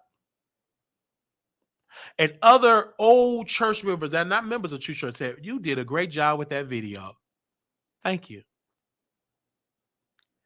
And I said, you're not going to go and celebrate. He wanted to post because I was getting all the clout on social media. So my uncle, Bishop Cartwright, he bought a cake for his mother just to take a picture and then give her the cake. He just took a picture of the cake for his social media platform. So it'll make it seem to the public that he did come and celebrate his mother's 88th birthday party. He was not there. So when I saw that, I said, I'm at my business. And so I was there. We ate the cake, had a beautiful time. And I will continue to have a beautiful time with my family. I love them. Thank God. My relationship with my immediate family have definitely been healed. And I get along with all my siblings, all of them. Get along with my grandmother well, get along with my mother very well. But I do not get along. I would say this. I have not had a conversation with Bishop Melvin Cartwright to work out our differences. The only time I talked to Bishop Cartwright was a couple of years ago when my grandmother, she had her stroke and my mother wanted to be her full-time caregiver, and they didn't want my mother to be the full-time caregiver, or they didn't want my grandmother, to live with my mother. They didn't mind her being a full-time caregiver, but they said my bishop was against her living with my mother. Why? Because my mother is married and she's not with the person that she's married to. She got a boyfriend, and they call that shacking. She's committing adultery. So they didn't want her. But no other church member, Sister Williams, Sister Boo, wanted to be my grandmother's full-time caregiver. Bishop Cartwright did not want to give money for a full-time caregiver for my grandmother to stay in her home. So they had no other. So I called. It was a big mess. And then one of the members of the church, Sister Angie, came to see my grandmother. And one of the members, Sister Boo, came and said, you're not allowed to see her under the direction of Bishop Cartwright. And they called my mother, and my mother was upset.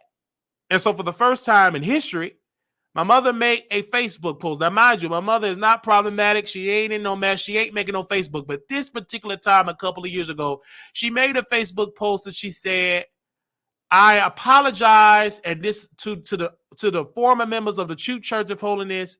I did not like this of the new leader, Bishop Carr, for doing this or treating members like this.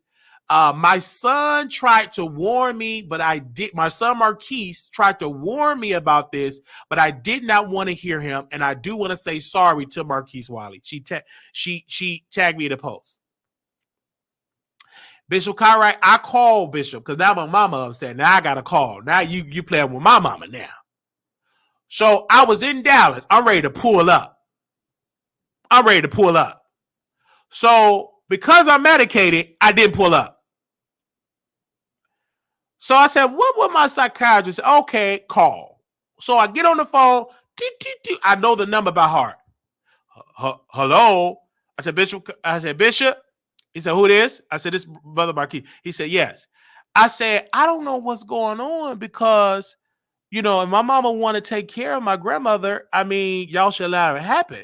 She's doing too much, driving all the way to the suburbs, to the south side. It's just too much for my mother. So why not, Marquise, whatever your grandmother want to do, I'm not going to force her. I said, sir, you her pastor. Whatever you tell her to do, she'll do it. When it's up to her, I said, I'm only concerned because this is my mother and my grandmother. I think you should use your authority as the oldest son over her money and her pastor to tell her it is best for you to live with your daughter because you can't take care of her. Oh, I hear what you're saying, and I have to do that, and how you been doing? I said, I'm blessed. And we got on the phone. That was the last time he said, I don't think y'all should be making Facebook posts. That's between the family. I said, well, my mother have a right. She grown and she have a right to post what she want to post. She's not a member and you ain't, you know what I mean? So she can post what it was. I don't understand that. You're supposed to keep that between the family. Everybody don't need to know. I was saying in my head, no, people do need to know about this because not only did it clear my name, they need to know what's going on because you got messy. You got another member to tell another member not to come visit Granny, and she told my mother, and my mother responded. So everybody needs to know. All right, because it cleared my name, so I'm glad she did it. I didn't tell him that, but in my head. So he hang up the phone. That was the last time. It was raining. That was the last time I spoke to Bishop Melvin Cartwright. That was the last time. That was the last time I spoke to Bishop Cartwright. We tried to send him a cash app because I love my uncle. I tried to send him a little cash app for his birthday. He returned the cash app and told mother, Marquise tried to send a cash app. She told me, don't send him no more money. So all the money that I sent to him, I gave it to Apostle Kevin Cunningham. So every time I come in, all my offerings go to the Transformation Center of Chicago. I send it to their cash app. So, and all of that. And so when it happened, I saw it. And so people were seeing things that my grandmother was going through, and they didn't like that my grandmother's house was being sold. And everybody brought my name up. Ooh, I'm surprised. What do Marquise got to say? I'm so surprised he ain't make no post. I'm so surprised he didn't make no video. I'm so surprised he didn't do this. I'm so surprised he didn't do this. What do Marquise have to say? And my sister brought it to me, and she said, well, what do you have to say? I said, I don't have nothing to say. That's between them. I will not say anything publicly and blast them on social media. I have nothing to say. Was I hurt that they had to sell her house for $60,000? Yes, I was hurt. They sold it for $60,000. They took it and they're remodeling it and about to sell it 3 times that, right? I didn't say nothing. My mother didn't even know that they were selling the house because Bishop Cartwright is all over my grandmother's bank accounts. So I stayed silent. But I say, I'm going to talk about it. I told my sister, I said, I'm going to talk about it on my show. But when I get time to talk about it, I talk about it. And I started to talk about it.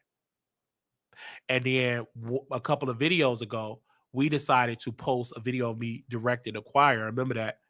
And I directed a choir and boom, boom, boom, posted on my YouTube. Sister Allison and Sister Smith both have comment under the post saying these words. Marquise Wiley is not a member of the True Church of Holiness. Don't give him no money. He's doing it to scam. Because I played the video of me directing the choir. I'm in the video. Direct the choir. They said, do not give him no money. He's doing it. He's not a member of the True Church of Holiness. They left a comment under there. We got the screenshot. 2 other members left that under the direction of Bishop Cartwright. They ain't going to do nothing without Bishop Cartwright. 2 other women left a comment under there. Yes, they did. And said, I'm doing it for a scam. I'm doing it for this. I'm doing it for that. He ain't a member of True Church. No, I'm not. But that's still my uncle. Oops. I could talk about Bishop Cartwright because that's my uncle. So I'm not a member of True Church, but that's my uncle. So I will always talk about my uncle. And they follow everything I do. And so Bishop Cartwright, he decided to get a YouTube channel. No subscribers, no views, 10 views, 5 views, because he don't know how to have an online ministry. You kicked out the man that got the knowledge to build your online ministry. Because the people that are there, most of them are caregivers, divorcees, single. They don't know anything about online ministry. They don't know. They don't have the skill set. They know how to be messy, but they don't have the skill set to have a live stream your services. So yes, you will have to pick up your phone and record and do it, and you won't have 5 or 10 people watching. Maybe more will watch because I'm giving it promo. Amen. So Bishop Melvin Cartwright If you Google and see it, you will see he have a YouTube channel because they see the power and influence that we have because I'm sharing my story. And they said, oh, they're going to sue you. They can't. Sue me for what? Bishop Cartwright can't sue. None of them can. Because if they sue, they will have to answer to all the cover-ups that they did. Okay? All right. So when I saw that, I said, whew, okay. I never would have thought that I would have more influence and more of a reach than my uncle. I never would have thought that. Because I was shunned and made fun of and accused of things. And he said, I just want to ask you flat out, do you got AIDS? I said, no, sir. Are you on drugs? I said, no, sir. Well, stop acting like it. I said, how can you act like you got AIDS? And you know what I mean? You know, because that was the thing. They said, if you in the community, you automatically got AIDS in this. Okay? Now, how many members in this church? About 6, 7, 8, 9. It used to be more. It's about a handful of members. About 6, 7 members. It used to be about 30, 40, because if you count all the teenagers, they all left. An entire generation left. And I didn't know, Chucktown QT, why people leaving the church. And Bishop would say, because I'm preaching the word, they don't want to live right. But then when I got older, and I start seeing what happened to me, and I start hearing what happened to Mother Price, may she rest in peace, and I start hearing what happened to this person and that person, I said, I get it. It's a messiness in here. I understand. When you join a church and your own family don't want to come hear you preach, you should take and say, what's going on? When your own children, my cousins, Nishanta, Melvin, Nikki, they don't even come and hear their pastor, their daddy preach the word of God. They don't hardly come. They used to come on anniversaries. They stopped doing that. Nobody come. All the members, they did a choir. We gonna get to the topics when I get ready. Now mind you, when I directed the choir, I mean the church was jumping. We had musicians. It was jumping. They had a choir anniversary, about 6 of them, majority of the congregation in the choir. So they was singing. And they was doing all that. Majority of them was singing and they in the choir. Majority of them in there in the choir, about 6 or 7 of them, right? And it was 6 or 7 of them in the choir, and they were singing. So Bishop Cartwright got up and he said, I hear everything because it's public. You can see it. He said, my neighbor said, do you have a church? He said, yes. He said, now, the neighbor said to Bishop Cartwright, now, I love a good choir. Do you have a good choir? And my bishop told his neighbor, we have one of the best choirs in the world. And nobody clapped. He said, now, y'all can pray. Y'all ain't going to clap for that? Nobody clapped. The best choir. I don't know how that could be when all of them off key. Off key, off beat, off key. I don't know how that is. So he said it and nobody got up and clapped like, oh, he was the only one. But you push out the choir director, Brother Wiley. You have these policies that you have. You push out a generation. It's so bad. Are we telling it? Minister Cunningham, I've been knowing this minister for years. I don't know what went down, but I do know this. He was relieved of his duty as a minister. He's been demoted to a drummer. So there is no assistant pastor, minister. The one minister over there, he been demoted as a drummer. Play the drum. So my sister and my grandmother didn't want me to hear it. She said, don't listen to that, Marquise. So my sister told me, Minister Remay's wife came to the church because she visited another church. She visited Pastor Brown church. Pastor Brown called Bishop Cartwright and said, one of your members is here. So Sister Remay came to the church, came to the front. Bishop got up and said, Sister Remay, did you go to Bishop Pastor Brown church? She said yes. So why you're not allowed in this church. You are not allowed in this church. Never, not allowed.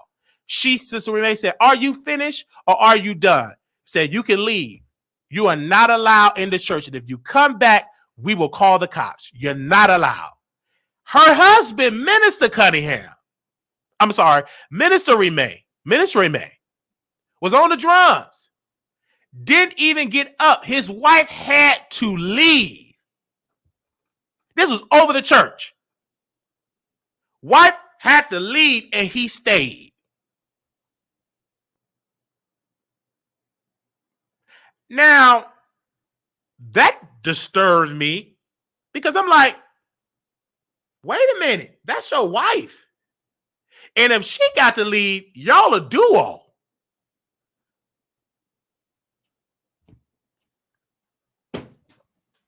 Okay. And she walk all over Minister Remay. And I learned then, don't be a weak man. And see, in the church, are we telling it? I remember one time, Sister Remay, she was a talker. So pastor was talking about going down. Y'all shouldn't go down on y'all wives. It's against God to do oral, to do fellatio. And Sister Remay, they were talking. They would do like Bible study and you could communicate with the pastor. Oh, I ain't got to worry about that with my husband because he don't do that. He don't do that. And Bishop Carter said, oh, no, Sister Remay, don't say that. Why would you say that over the church? I'm just saying, he just don't do that. He don't do that. He don't go down on me. He don't do that. I'm just saying, I don't care who hit me. He just don't do it. And y'all wonder why Wiley told people business. I was raised other people telling people business.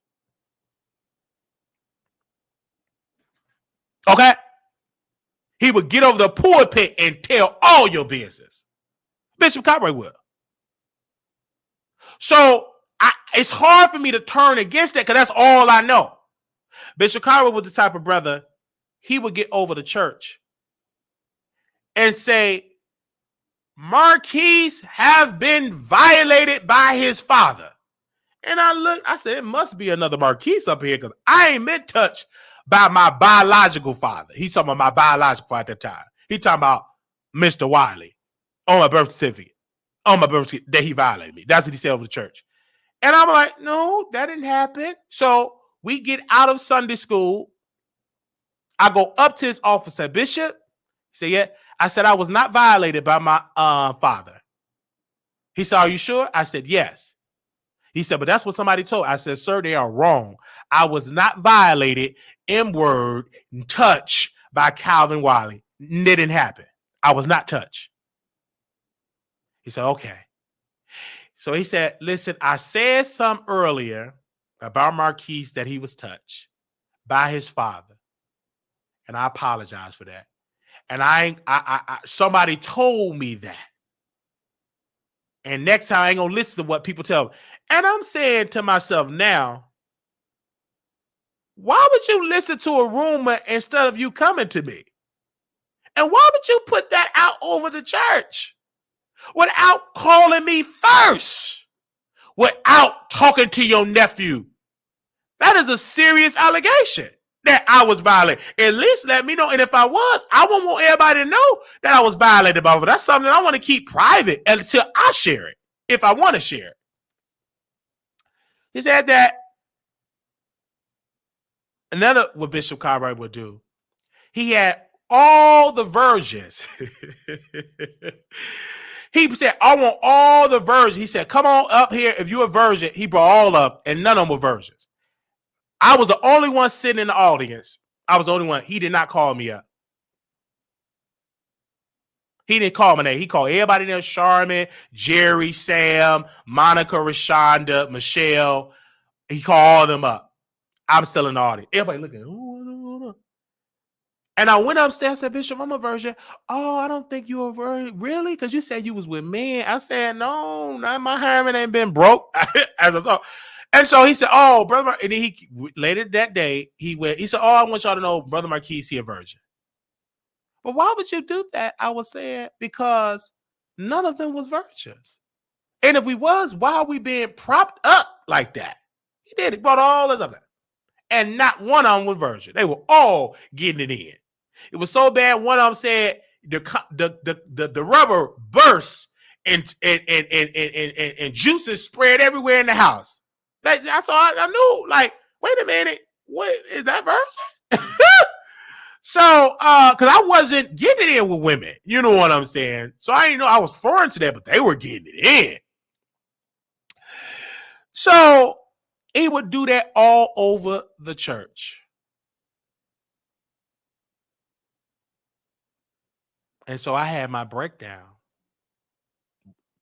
I was in the hospital, went viral. They said, this is what, because he ain't saved. Okay. Then I get a phone call. Charmin's sister.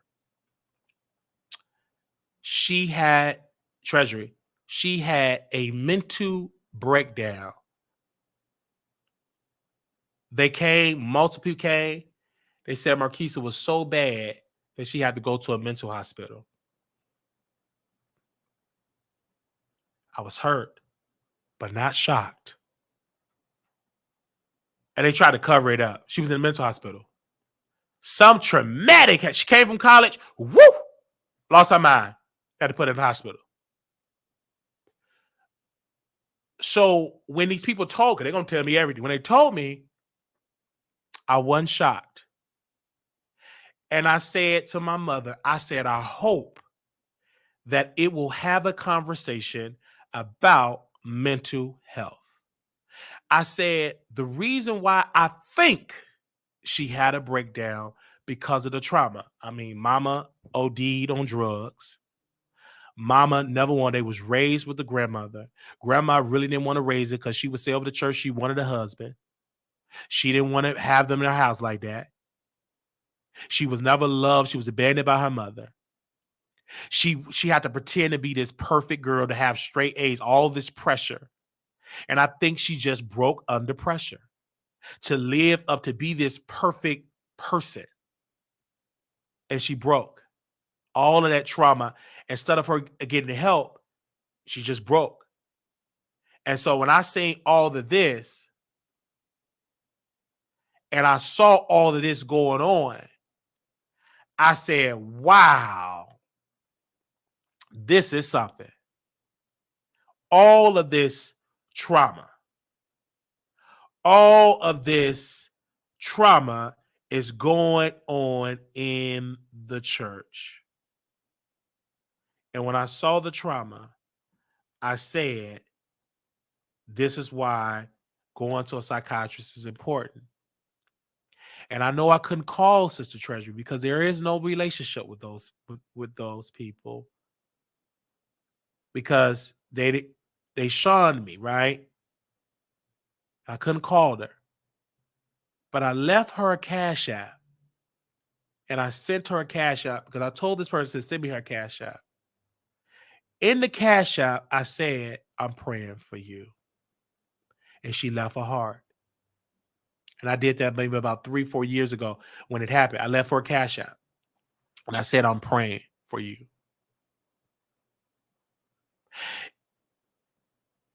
And those are the breakdowns that we know publicly, whatever people about it privately.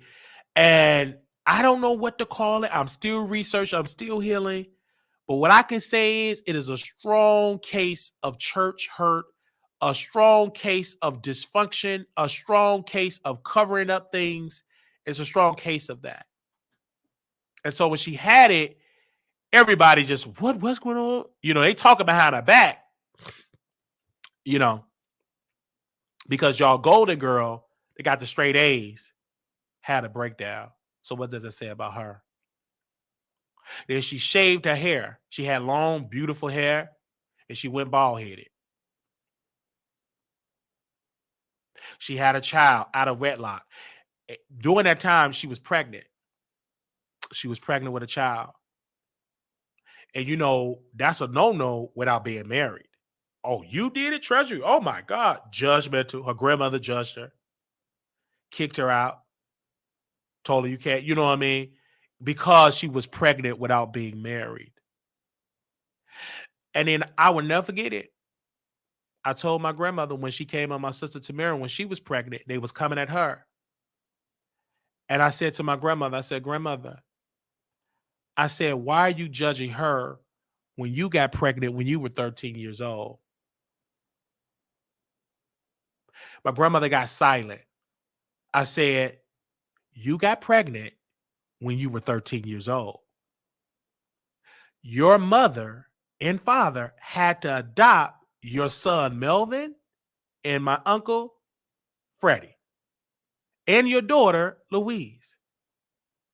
So no one judged you, and if they did, you got grace, but you're holy and saved now.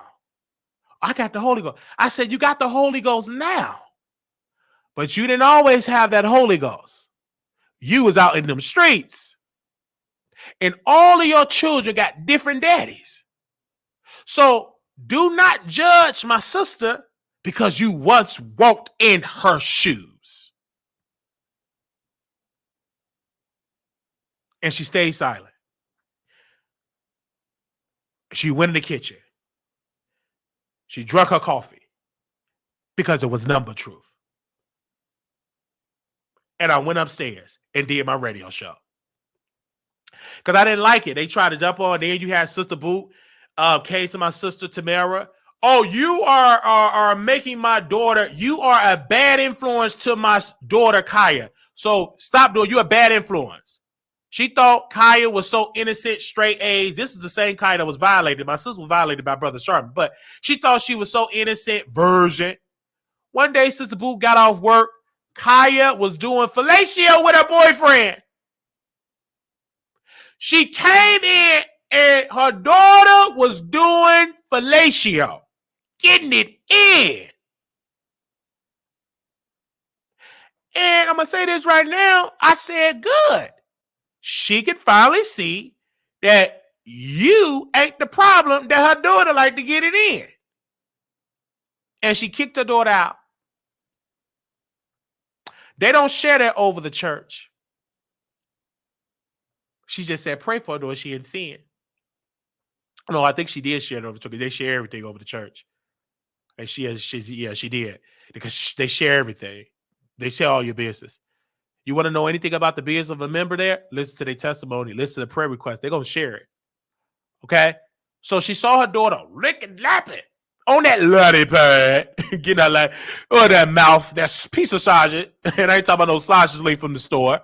So she did that and caught her daughter doing it. And I said, good. Maybe they will stop just labeling you being the only one getting it in.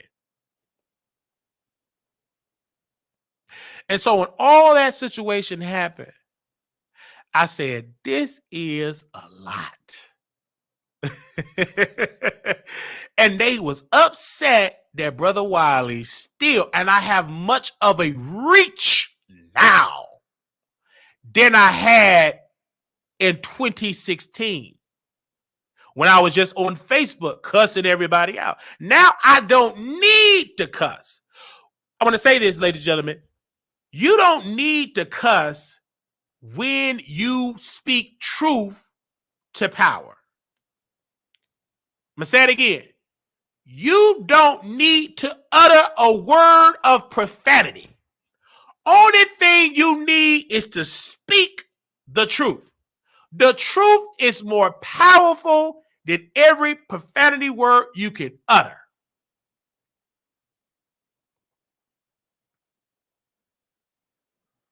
So yes, did I cuss him out and drag him? Yes. Did I call May She Rest in Peace Mother Price a recorder? Yes, I did. Did I blast it to all the members? Yes. Did I call Sister Williams multiple times? Yes, I did all that. And then I stopped, got help, and I said, wait a minute, I'm still going to tell this story with all the cuss words. And I'm back telling the story. And they tried to tell my mother. When I interviewed Mother Price, the video's still out there. I interviewed her. They called my mother, people that she haven't spoke to in years. They called my mother. Said, did you hear what Marquis said? My mother never one time called me to take it down.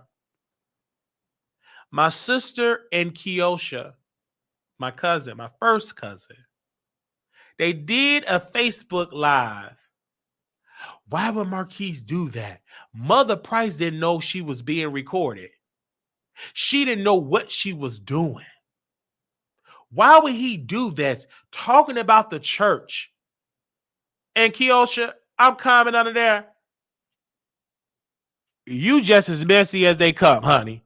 Okay? You trash Bishop Cartwright all day long. And your friend Nishanta, y'all ain't really friends because you trash her daddy every chance you get. And the only reason why you befriend Nishanta just to get information about her daddy so you and my auntie Glennis and Ronnie, his brother, y'all could all gossip about her. So, hope you ain't in no more position to call me out when you just as messy as they come. All right? So they was in there. She was on the live just talking.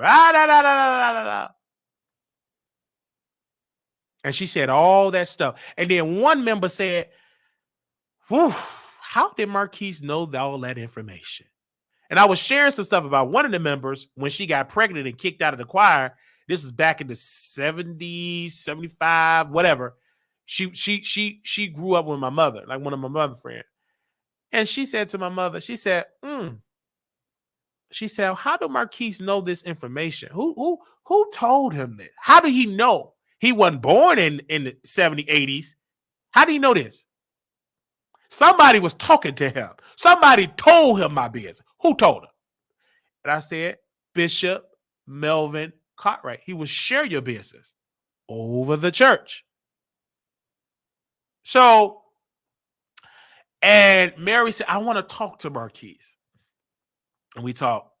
I talked to other members. And they started talking. The difference between Mary, my mother, and that generation, when this stuff was going on with church hurt, they just talked among themselves and they never went public because there was no Facebook, there was no Twitter, they didn't write no book, there was no Instagram, there was no emails, there was no nothing. The only thing you could do, get on a three-way and just tell it to each other.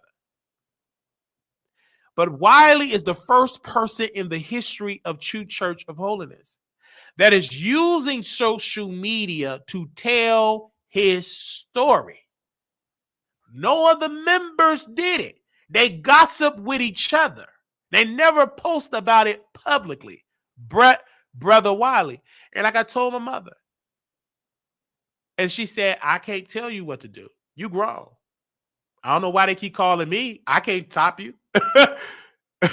We just getting our relationship back together. So, because they will call her, tell them to stop, and I would get worse. So I never stop. I'll always share my story because my message is if I just touch one person to avoid church hurt, I've done my job. If I can tell a brother or a sister that was shunned because of who they love and what they love, that it's okay to know that you can tell somebody. Don't keep it a secret. Expose it. Because in order for the system to change, you got to expose the system of dysfunction. There is no need to bottle it up because it's going to eat you up inside. It's going to affect your relationships. It's going to affect you all over until you release it or tell your doctor, your psychiatrist, or whoever. You don't have to go publicly to social media. No. But there's nothing wrong with going to your doctor or your psych doctor or your psychiatrist or your counselor to tell them your experience. And if you want to write a book or a documentary or share your story, there is nothing wrong with you sharing your story. If you are going through that, there is nothing wrong with doing that. If you want to share your story, you can share it. And I am sharing mine. And the reason why I'm sharing it is because I am helping my nieces come up so they don't have to experience the hurt that their uncle had to experience. And people say, whoa, people ain't coming to church no more. Because the church, and some churches, the local church, some parts of the church are just as worse than the world. And that's facts. Some churches are so bad, you would have came out better staying on the corner. You would have came out better staying out there on the street. So some churches are terrible on how they handle things. The most gossip, backbiting happens in the church. So I'm not against going. And so now as a mature 32-year-old man, I go there, I hear the word, I give my offering, and whew, I'm out of there. I ain't trying to make no friends. I ain't trying to get I go there, I sit at Transformation Center, I hear the word, I sing, I worship, I give my money, and I leave. I'm out of there. That's exactly what I do at 32 years old. Go there, hear the word, I'm out of there. Looking at the preacher, getting the word, whoosh. I'm not trying to get too involved until I know this is something, a safe place. So when I experienced that, I said, Lord, I'm going to share my story. Doing it for your glory. And I'm sharing it. More doors have opened up. More people are receiving the help. They are listening to the help. More people are this way. And I thank God for y'all. Because y'all is my congregation.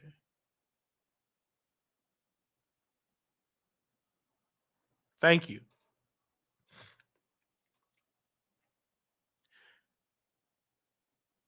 Thank you for listening to that part. Now, I don't know what made me get to that subject, but I know it is somebody that's hearing it and is registering to you today. And you experience that hurt. And I want to tell you that you are not by yourself. That if you do the tools to get help, you can get through it. It's painful, it's a work, and it is a process. I'm not all the way healed yet, but I am in a better place than I was a couple of years ago. I'm in a better place. I'm way better than I was. I'm more mature now. And I am a working progress. Thank you. We're going to get to these subjects. This is our introduction. Thank you, everybody, for cash apping us, for sending Zelle as well, wileyshow@gmail.com. Also, everybody send the PayPal, and also everybody was doing that as well. Thank you. Jackie said this. She said, I have different scenario, but same hurt. I feel you on that. All right. Okay. So they said exactly the gossiping bishop. Oh, wow. Somebody said this. God is not through with me yet. Healing, therapy, and meditation. Come on now. All right, let's get to these subjects. I just had to open up with that. I had to open up with that. I don't care how mad you get. Because it's my story. And I'm going to share my story. All right? Thank y'all so very much for that. Now, let's dive into the topics here. We're going to dive into these topics because it's definitely to dive into. We got on the docket King Jives. Y'all know King Jives is a blogger that been out here blogging, and he is a member, used to be an elder in the Kojic Church. And you see here on the screen Bishop Wayne. Mr. Bishop Wayne Felton is suing our brother with the crown on his head, King Jives. And so we have the court documents here. And of course, we're going to get more involved in this, but we have what we could gather. And so the complaint is, it reads as follows. Plaintiffs, Wayne individual, the Holy Christian Church International, a complaint against the defendant. I'm going to just say his stage name, King Jives. Okay. And they allege as follows. Plaintiff Bishop Wayne is the senior pastor of the Holy Christian Church International Church, or THCCI, based out of St. Paul, Missouri. He established the church 23 years ago in 2000, which have gone to over 4 campuses, which include the main campus, serving a racially and economically diverse population of believers in the Twin City, and additionally as an archbishop of the church, Bishop Fulton oversees the community of Holy Christian Church of over 550 churches administered around the world, including locations the Democratic Republic of the Congo, Libya, and India, and Mexico. Okay, let's go to the next one. Okay.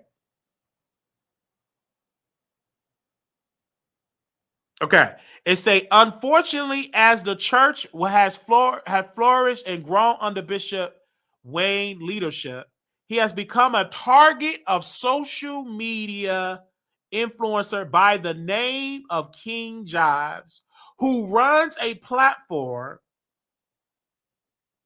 under the name of Official King Jives and has over 88,000 subscribers on YouTube, 400 followers on Facebook, 20,000 followers on TikTok, 38,000 followers on Instagram.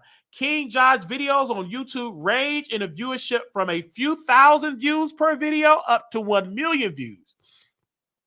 Jives' focus appears to be attacking Black Christian churches and Black Christian leaders, showing distinction and disruption within those churches. Bishop Fulton, or I'm going to say Bishop Wayne. I'm going to mess up his last name. I know Bishop Wayne. Bishop Wayne and the church fell victim to the defendant's smear campaign beginning in December 2022. When King Jives decided to report on an alleged scandal, and they say the S word, S-E-X scandal, involving Bishop Wayne, since then, King Jives has published numerous lengthy videos and social media posts containing widely false and defamatory accusations against the bishop, which include everything from an alleged grooming of women in the church for the S word, S-E-X-U-A-L affairs, to covertly and hypocritically engaging in homosexuality, to imply the P word, P-E-D, O, P-H-I-L-L-A, to allegations that the bishop exiled 2 female members from the church because they marry Muslim men. Of course, Jives knew that none of this is true, and it's maliciously designed to impugn the character and reputation of the bishop and drive people away from the church and increase viewership and followers of Jives' platform.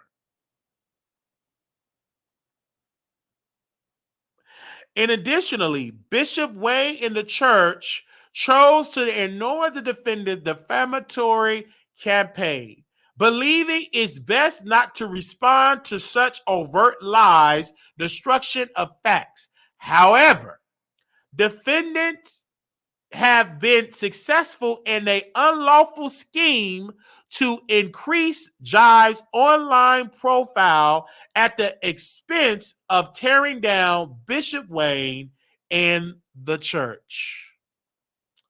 Thousands of people have watched, shared, commented on Jives' videos of the plaintiffs, and the members have left the church in droves as a result.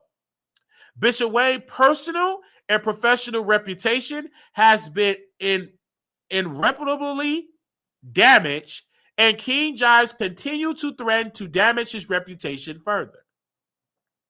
And additionally, Bishop Wayne and his wife have received harassing mail and threats from strangers who specifically referred to Jives' videos and given them access to the letters online as a source of their anger. Angus, A-N-G-S-T, okay? The church has likewise have been defamed, suffering severe financial consequences, including losing hundreds of thousands of dollars and a vital contribution that allowed the church to fulfill its mission to serve the community and the poor. Jives and his company has been sued by other church leaders in other areas of the country in the past of similar conduct. However, King Jives appears to remain undeterred. Therefore, plaintiffs have no choice but to commence the action to obtain a court order enjoining the defendant's unlawful conduct and seeking damages for the harm defendants have inflicted on Bishop Wayne and the church. Plaintiff Bishop Wayne is the senior pastor of the Holy Christian Church and resides in St. Paul, Missouri. 7. The plaintiff, the Holy Christian Church International, is a non-profit organization duly organized and existing under the laws of the state of Minnesota, and the principal place of business is located in St. Paul, Missouri. Defendant King Jives, an individual who have upon information and belief, they have his address here. We ain't gonna say that.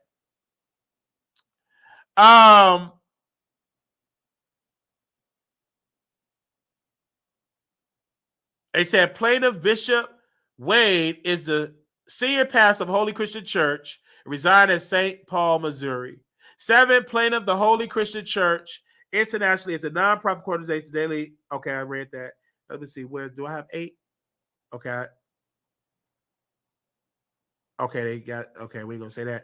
9, the defendant King Jives Media LLC is a limited liability company organized under the law of the state of Florida.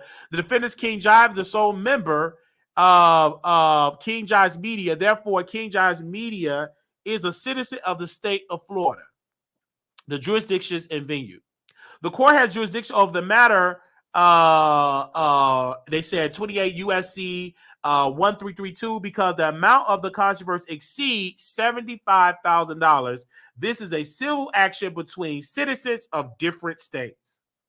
Bishop Wayne and the THCCI are citizens of the state of Missouri. 12, King Jive is a citizen of Florida, and King Jives Media, which is a citizen of the states in which the members are citizens, is a citizen of Florida. 13, therefore, for the purpose of the subject matter jurisdiction, there's a complete diversity of citizenship between the parties. 14, the venue is the proper in this court, 28 USC 1391, because a substantial part of the events and omission given rise to the claim occur in this district. 15, the court, personal jurisdiction of Jives, because Jives intentionally defamed Bishop Wayne and the THCCI individual entity with whom Jives, known to be located in the state of Missouri. Such conduct was expressly aimed at Missouri. Minnesota. Expressly aimed at Minnesota citizens. It was committed with the knowledge to damage, with the result of Bishop Wayne and THCCI in Minnesota. Indeed, both defendants were intentionally attempting to sow this distinction or destruction and harm to the church in Minnesota by engaging in Minnesota-based members of THCCI in these defamatory posts. 16. In addition, one information and belief defendants conduct business is Minnesota for and on the behalf of Minnesota business, including the Minnesota Community Technical College, several Church of God in Christ churches under Minnesota government officials. Moreover, on information and belief, the defendants advertise their business in Minnesota. Furthermore, King Jives has social media accounts that can be accessed by anyone around the world. Through these, believe the defendants advertise their business. Okay. Let's get to factual allegations. A. Bishop Wayne and THCCI. 17. Bishop Wayne is alumni of Tuskegee University, receiving his BA, his bachelor's degree in political science and English. He received his master's divinity. He went to a seminary school in Kentucky and graduated in 1996. Prior to founding THCCI, Bishop Wayne was a chaplain assistant at Tuskegee University from 1988 to 1992. He was a chaplain intern in the Federal Bureau of Prisons from 1995 to 1997 and worked as the staff chaplain overseeing religious groups and the resident population before ministry to resident and psychiatric ward and facility hospital. He was a football chaplain at the University of Minnesota from 2008 to 2010. 19. The Holy Church International was established as a racially diverse group whose principal aim was to fulfill the Great Commission as per the scripture and serve the need of the poor in Cenat and the Twin Cities and globally.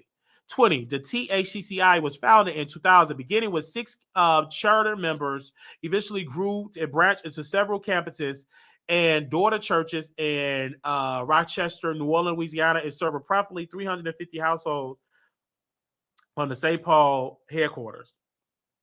And sponsors various community outreach events, church camps, and fellowship conferences in the Twin Cities. The church also televised nationally in Minnesota, Iowa, New York, and Virginia. B. King Jives. Jives is a social media influencer who has made a career in targeting religious leaders and churches throughout the United States, providing false narrative and making claims based on hearsay for internet likes and views. King Jives claims on his Facebook page that he is a content creator and a journalist that gets the news and the tea, but constantly makes statements that lack foundation for his claims. He operates 22. He operates several social media accounts under the alias of a King Jives Show and other stuff under United Kingdom Media, United Kingdom Ministries, official King Jives. Combined across player, he has over 100,000 followers and over 24 million views on his content. Jives is also a graphic designer and founder of the King Jives Media LLC, which provides services to clients across the country, including in Minnesota. 24. Jives' personal and business persona are closely intertwined. On his company website, www.demagio.com, Jives shares blog posts with slanderous titles promoting his Facebook Lives and YouTube video with allegations of misconduct against numerous pastors and religious organizations. The repeat posts demonstrate Jives' history of attacking religious leaders for further his popularity for economic gain. Let that sink in. Let that sink in.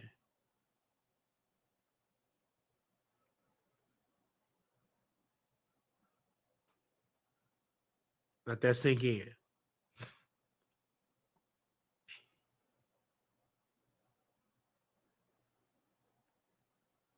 Let that sink in. Let it simmer.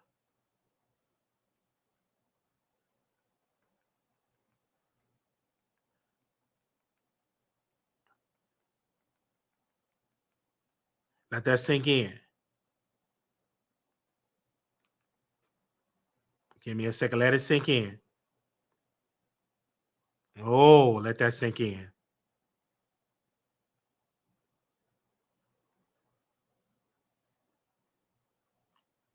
Okay. Now let's continue. Jives defames Bishop Wayne and THCCI. 25. On December 9th, 2022. King Jives went live on his Facebook page under the name DEMARIO Q Jives, claiming that he had received information related to the allegation of the SEX scandal against Bishop Wayne. 26. In the video, Jives claimed he received a voicemail on November 23, 2023 regarding allegations against Bishop Wayne. He stated that he have gotten one side, I've gotten 2 letters from the other side, and police records and complaints or whatever. I'm going to tell y'all this. The statement is not true because Jives did not receive Bishop Wayne's side of the story regarding these allegations. In fact, while Jives and Bishop Wayne spoke briefly about this matter, Jives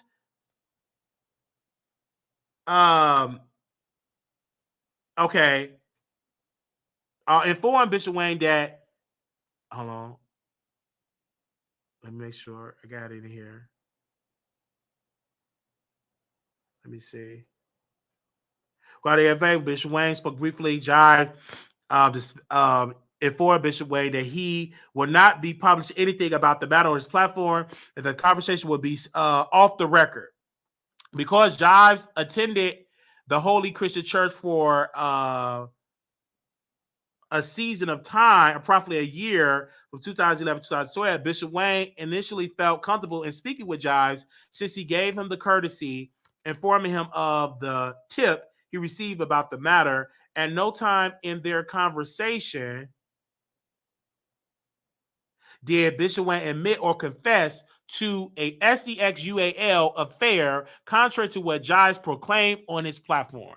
So that said that, yeah, Bishop Wayne and King Jives talked privately, but according to this complaint, he never admit of having any relations, like that.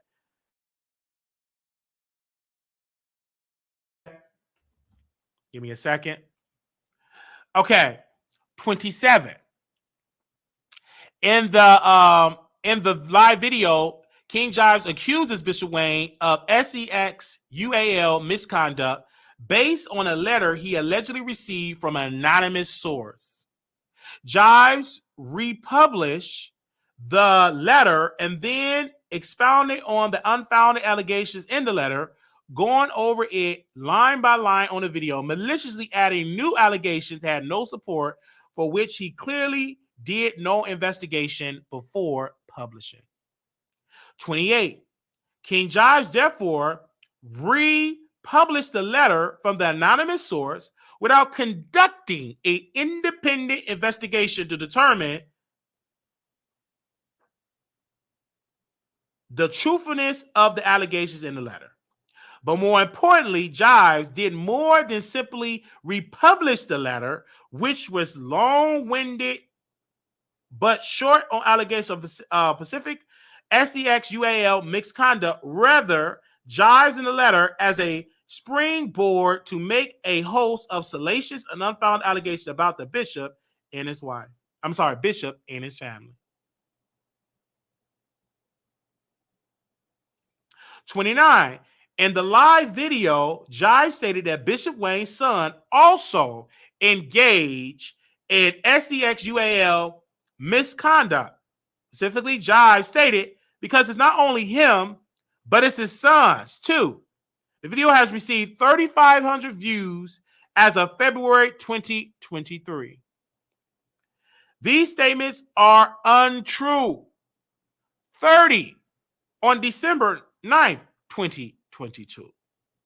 Jives further stated that Bishop Wayne engaged in homosexuality. He stated, quote, y'all preaching so hard against homosexuality only for y'all to get caught up in homosexuality, end quote.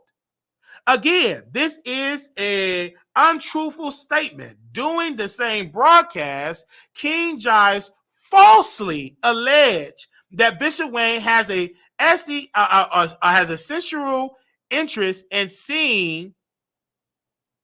Give me a second. Videos of underage SEXUAL activity. That's why I be trying to tell you right now, y'all want to talk about some homosexual and the P word, PEDOPHILE, question.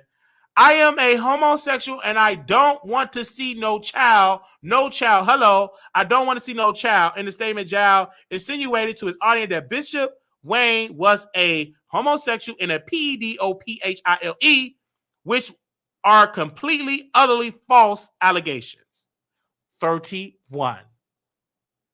On December 10th, 2023, King Jives posted another YouTube video under the account Official King Jives titled Certified Detail, Minnesota Will Never Be the Same. In the video, King Jives stated that members of the THCCI were commenting in the chat rooms in connection with prior videos he posted, stating that they were going ham, spewing the rhetoric that your pastor was preaching being hateful and being evil.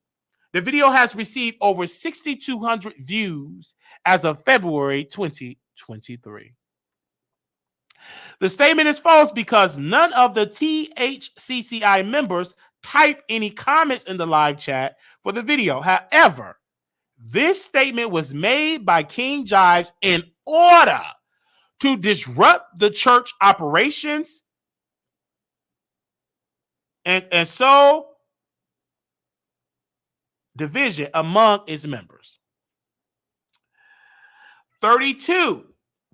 On the same day, King Jives stated that y'all slept with that woman's husband, referring to Bishop Wayne. The statement is false because Bishop Wayne never had an SEXUAL relationship with the woman reference, nor did she ever say he did.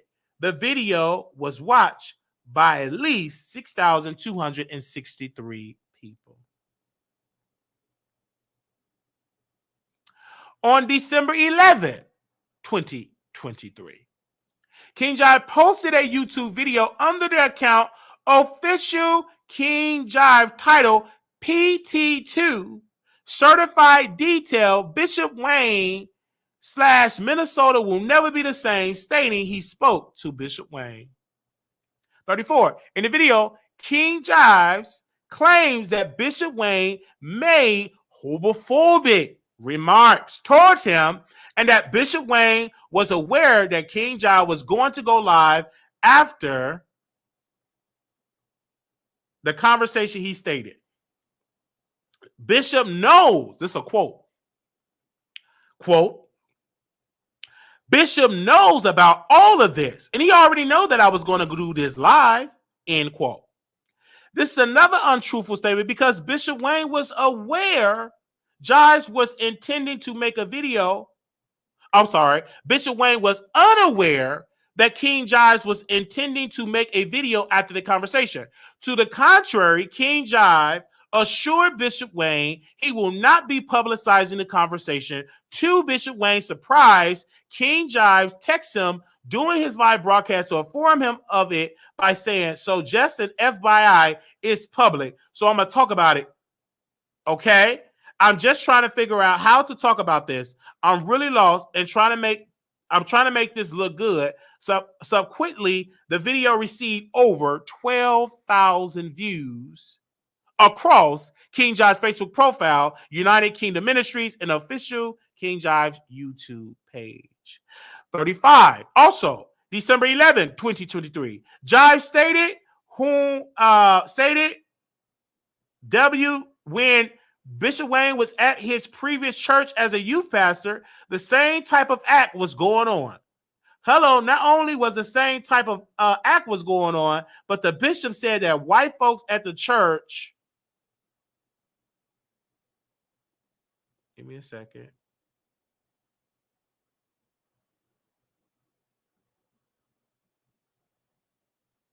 Okay. That white folks.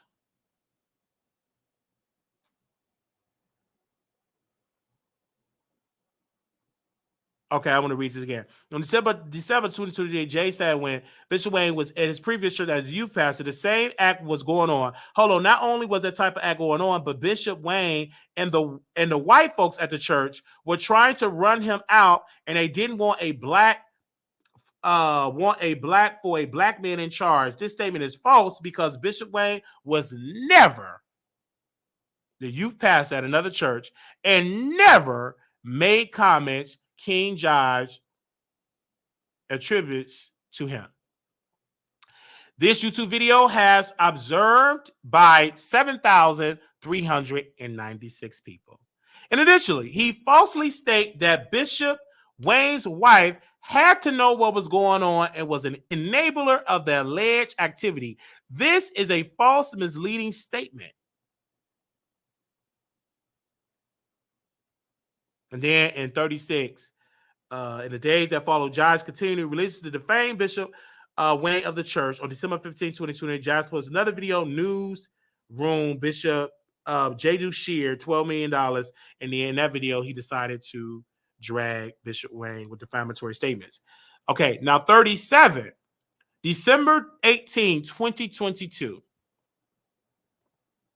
King Jives posted a video on Facebook entitled Mario Q Jives was live with Diva Doll Judona, Judona. In that video, King Jives suggested that Bishop Wayne is grooming other women in the congregation for SEXUAL misconduct. Specifically, he stated that there's another Marquita now. I guess she's at the church now. She's over there with Bishop now. All of a sudden, her and two other women are the prophets. Amen. The statement is false because Marquita, a member of THCCI, is not being groomed for SEXUAL misconduct, nor has she ever stated that she is no longer a member of the church. The video has been viewed on Facebook by 5,500 people. 38.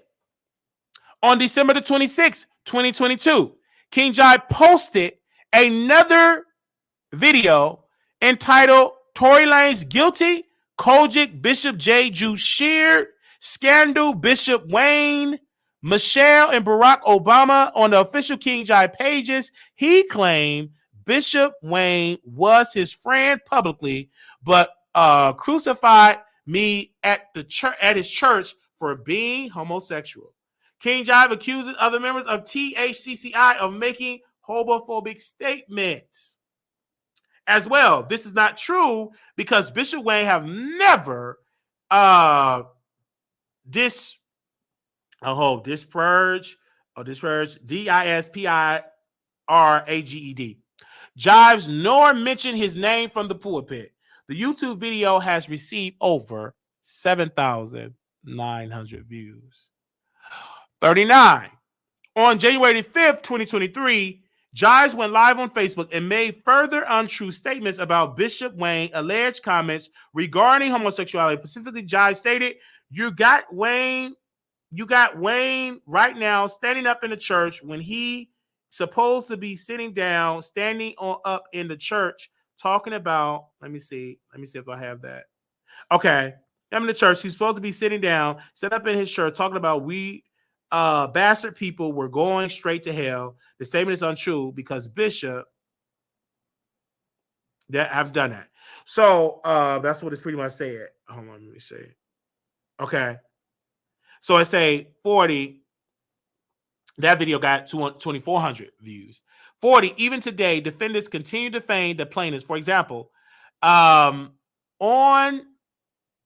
defendants' website, www.demajio.com, Jives featured a post entitled "The S Word, SEX, Adultery in the Pulpit, Office in Minnesota Church, THCCI, Bishop Wayne." Once again, even the title of this post is defamatory as it contains statements of fact that are untrue.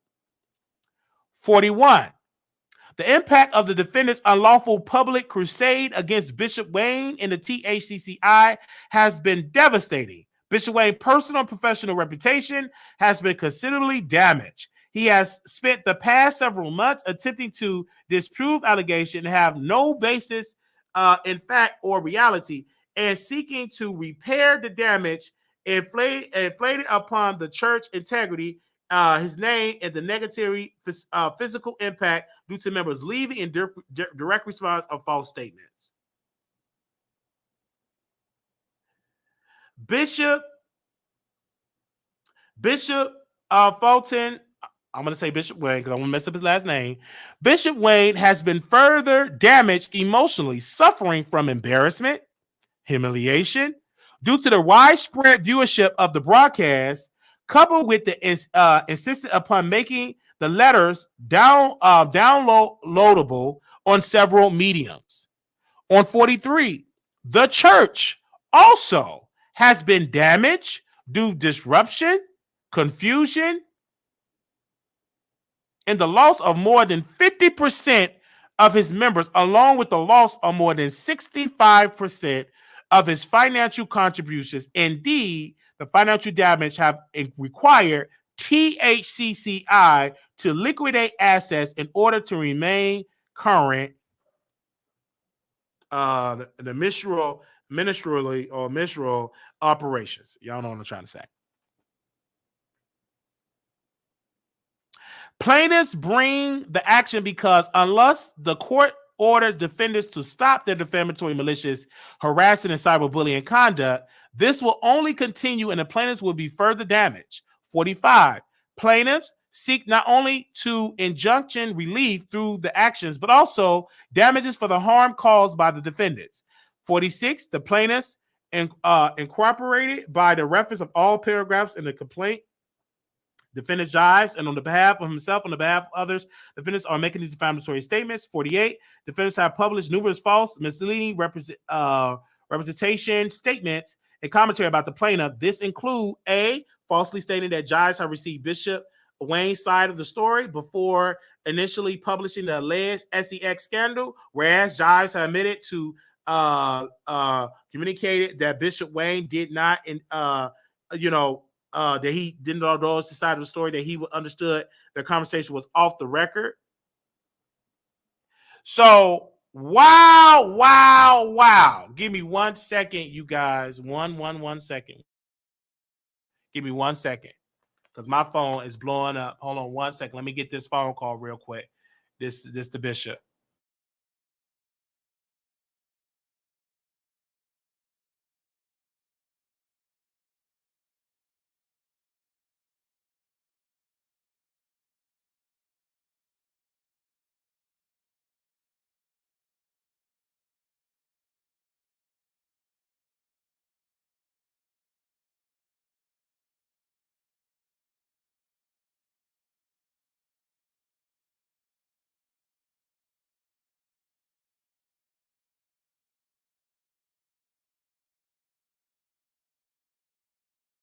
Okay. Thank you. Let me get my commentary. And I don't speak for Bishop Wayne. I don't speak for Bishop Wayne or the THCCI church. But what I'm speaking for is that King Jives is a pathetic man. King Jives called me about Larry Reed. And he said Larry did it to his godson. He took and snatched the cookies of my godson. And I said, King Jives, what happened? Oh, because they all lived there. I said, who all lived there? They were all church kids. Levantre, my godson, he did it, Wiley. And I didn't want to continue it because I don't want to get sued. I didn't want no lawsuit. We recorded it, and then King Jives said, are you recording? I said, no. Recorded the entire exchange. We posted it on the Wiley Show reposted that conversation because he said that Larry D. Reed violated my godson. He was underage. I stayed silent. And then when I spoke about it, I was threatened by Larry Reed with a lawsuit. And then I said, well, Larry sent you a $500. That was strange. She sent me that $500. Why? They don't want nothing to do with it. I don't want nothing to do with it. Okay? So he was saying all this with Godson, Levantre, and all of this. And I'm like, I was texting somebody that know Bishop Wayne and know these, people in the circle. I said, that's quite strange that King Jives is coming for Bishop Wayne. He ain't had nothing to say about Larry Reed when a victim actually went on the record and said that Larry touched him. That a victim named Levantre told Tasha in part 1 and 2 and his mama and brother said he was touched by Larry, and King Jives had nothing to say. He was silent. He did not do any videos at all. Didn't put Larry in the title. He didn't put breaking news to expose the wicked behavior of Dr. Larry Reed. He said nothing. And I told his sister, you know why he didn't say nothing? She said, why? Because Larry paid him, gave him 500 super chats, and he stayed silent. As she said, she said, do he know who you are? I said, yes. He was just on my show a couple of weeks ago. I sent it to her. When we had Pastor Marquise on the show, because they friends, and King Jives came on the show. A couple weeks after that, he got sued. And the lady was asking me, said, do you think Bishop Wayne is right to sue? I said, tell him to sue him. Take all his resources. Because what he went wrong, he did interview no victim of Bishop Wayne. They ain't come on camera. Levantre's situation is different. You know why Larry didn't sue Levantre? It's because Levantre got witnesses. He got his mama. He got his brother. He got Tasha. And she did not do what Daryl Moore did. She brought Levantre on her platform on camera. King Jive stayed silent. When Larry Reed sued Levantre, under the help of Mr. Ponder, Brian L. Ponder, Levantre called him. He couldn't afford to hire Mr. Ponder, but Mr. Ponder said, this is the paperwork you fill out to respond to Larry Reed lawsuit. So Levantre filed all that legal paperwork to challenge Larry Reed, and Larry Reed ran like a coward and dropped the lawsuit. King Jive stayed silent. Larry Reed got accused of a crime of doing fellatio on a 15-year-old boy, Levantre. King Jive stayed silent. Larry Reed addressed the allegations on his YouTube channel, was blocking people on the YouTube. King Jive stayed silent. Larry Reed decided to take it to Patreon and bring his ex-wife, bring Shamarco and other church members. King Jive stayed silent.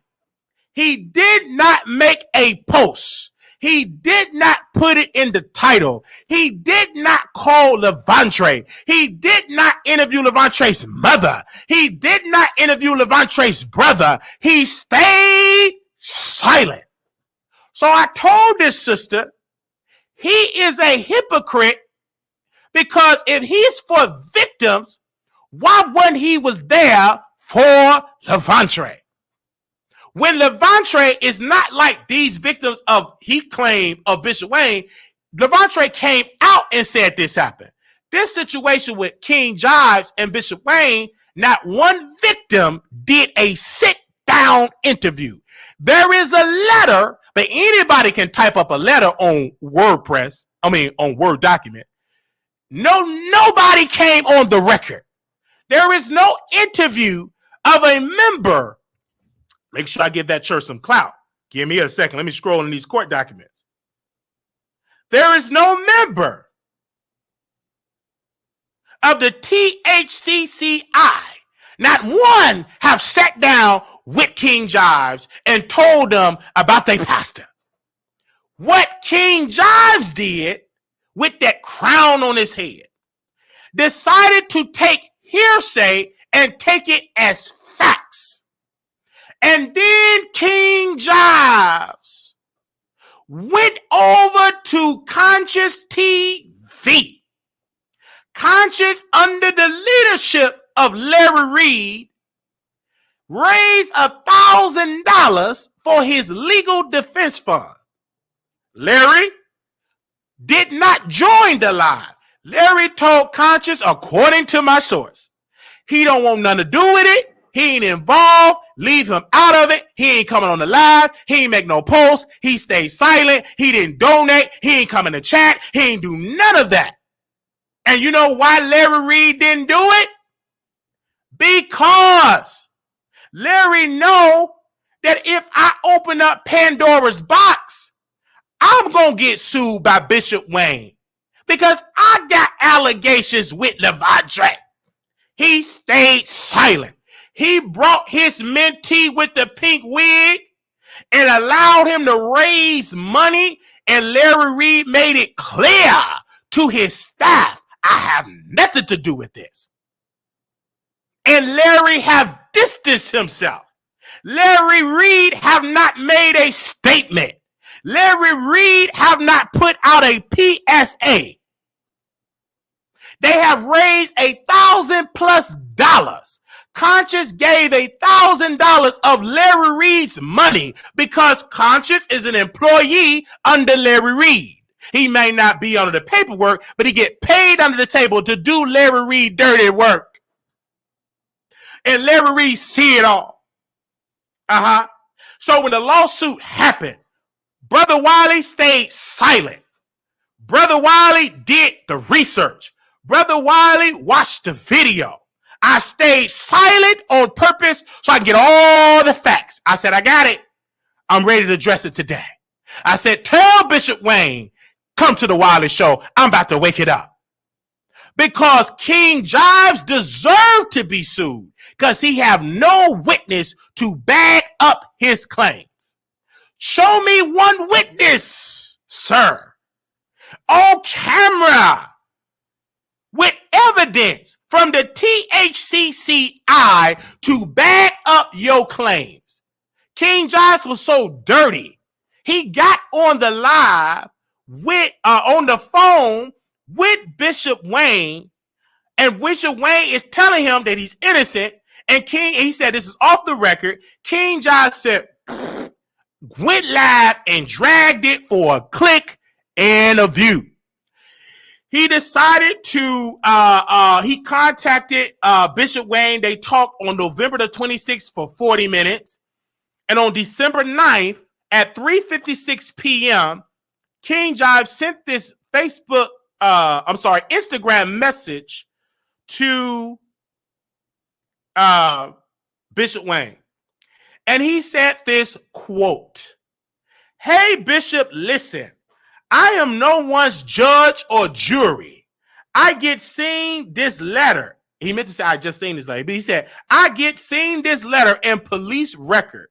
I just have to ask, how did this even get to this? Bishop, you can't preach like you preach and got bones hidden. You have to be more careful. I love you though. I'm serious. Bishop responded December the 9th, 4:34 p.m. with this response. Police record? Question? Yes, this is crazy. What in the world going on? And then the bishop said, Bishop Wayne, quote, I seriously don't know about a police record. Clarify, no response. So they get on the phone. King Jives texts Bishop Wayne why he lied. I'm going to do this and do this. I got to get this off my chest. And just blasted Bishop Wayne without giving his statement, without being unbiased, just went there for facts. And now he's sued. Now King Jives is hurt that he have to spend thousands of dollars. He don't have it. He was so hurt. Thank you. Because he felt like Larry Reed should give him $50,000, $60,000 to defend him because he stayed silent with Levante and Larry did not return his phone calls. King Conscious was only able to give a couple of thousand, but that ain't enough for this type of lawsuit. He want more money. Larry stayed silent. Larry was upset with Brother Conscious and told his people, this is why we have to distance, and the members in his congregation, in his inner circle, said you must distance yourself with him because you're trying to clean up your brand. You must distance yourself. And one person used a derogatory term to describe King Jives. In so many words, we can't have this type of behavior. This is giving F-word behavior. We can't have that. You're trying to rebuild your brand. And that's why King Jives, Larry, have not returned your phone calls. And so I have Bishop Wayne back 1,000%. Bishop Wayne have not been arrested. Bishop Wayne have not been charged. Bishop Wayne have not got nothing from the prosecutor. Bishop Wayne, other than Larry, have no investigation. Larry Reed got an open investigation, not Bishop Wayne, because we called the Minnesota police. No investigation for Bishop Wayne or his church. No investigation. So King Jives is shocked and upset that he was sued. Oh, I'm so mad. I don't know what's going on. He doing it because okay. He ain't doing it because you lay on your back with man. Your behavior of trying to be a Barbara Walters and a Wendy Williams got you something that you can't cash. You tried to be like your mentor, Larry Reed, and got sued because, according to Larry, like he said, you don't have for supporters like that you can raise 80, 90, 100,000. Larry Reed can.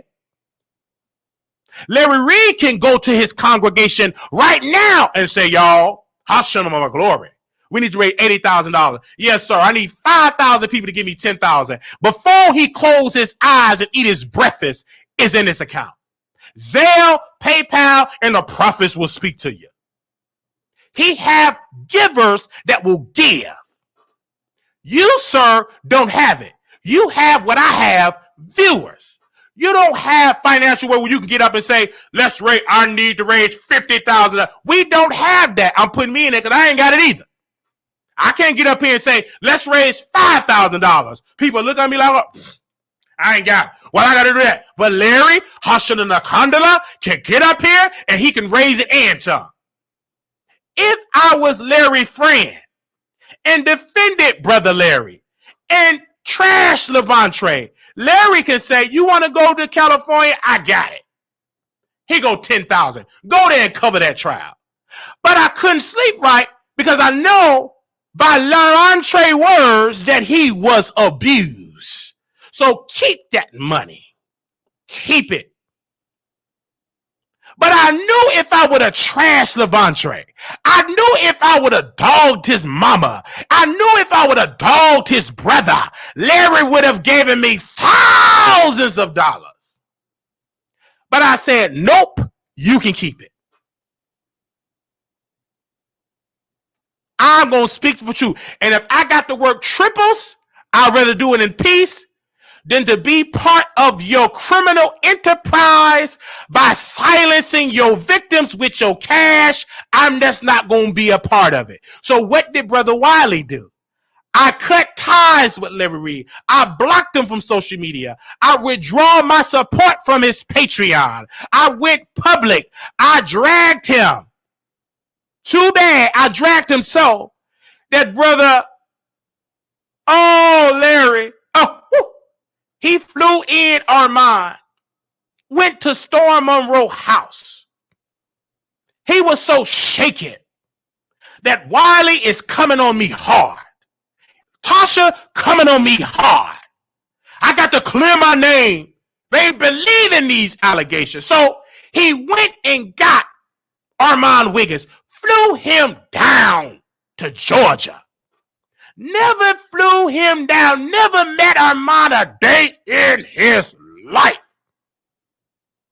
And went to Storm Monroe's house.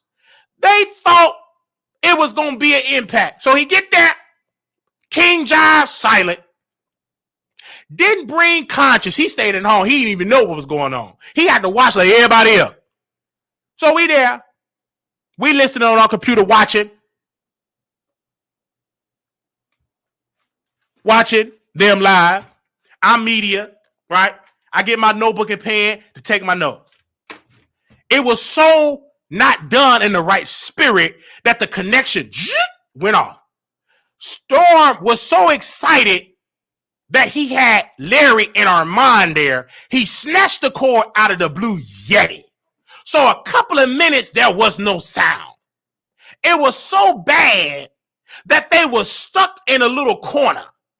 It was so bad that Armon was so nervous that he slipped the liquor out of his hand, all on the floor. They were all nervous. Then they start talking about sex. Now, mind you,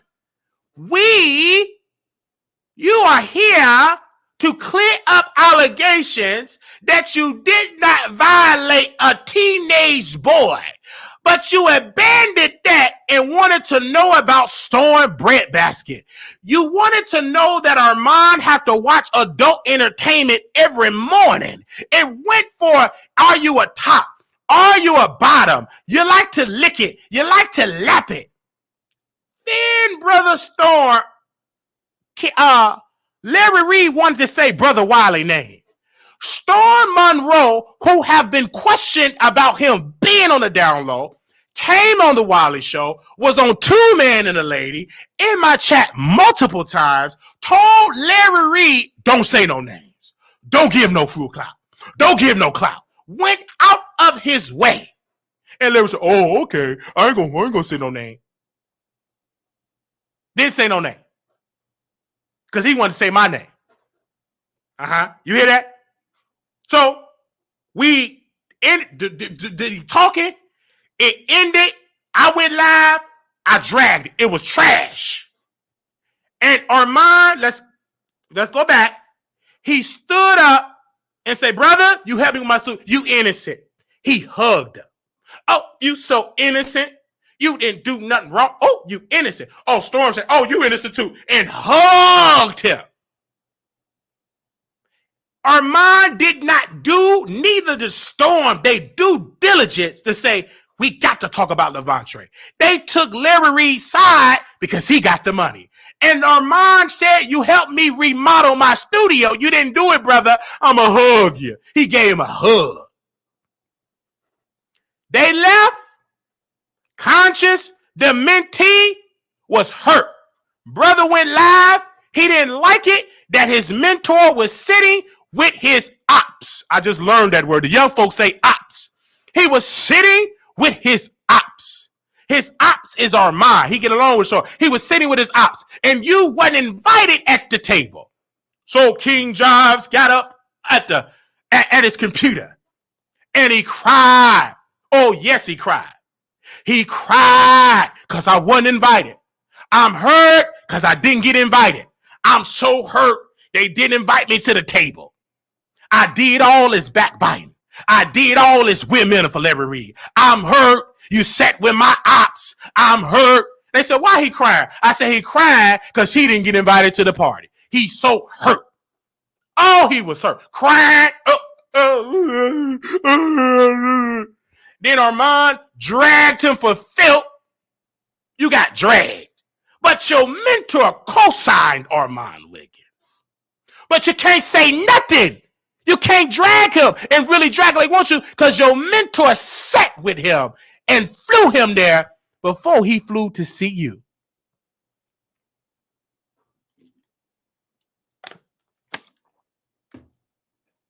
You worked hard for Larry. But Larry showed you, I'm just using you. You my slave just to promote me. But when it's time to go to these churches, when it's time to go to these conferences, when it's time to be with Bishop Bernard Jordan, when I'm eating with Sir Marco, when I'm meeting the leaders and meeting the stakeholders, you're not invited. We don't want your kind here. We don't have people with pink wigs and looking like they're a witch. You're not invited. But we will deal with you, brother Conscious. And when we have a narrative, we will go at the nighttime and come see you. But when I'm doing business, when I'm on the BET, when I'm on the BET scene, I ain't bringing you nowhere. You ain't invited. You ain't invited. Your sole purpose, we will give you laptops, condoms, lube, cars, and your sole job is to defend me. I don't care if I'm wrong. I'm right. That is your job. And King Jives, stay silent. And Larry Reed remind Conscious every day of his place. So back to King Jives. He supposed to be a king, but he picked on the wrong man of God. And that man of God said, wait a minute, I got to sue this brother. And he sued him. Bishop Wayne lost memberships and he went to work and sued King Jives. Sued him. Now King Jives is trying to get financial help. Can't call his mama because mama in prison for fraud.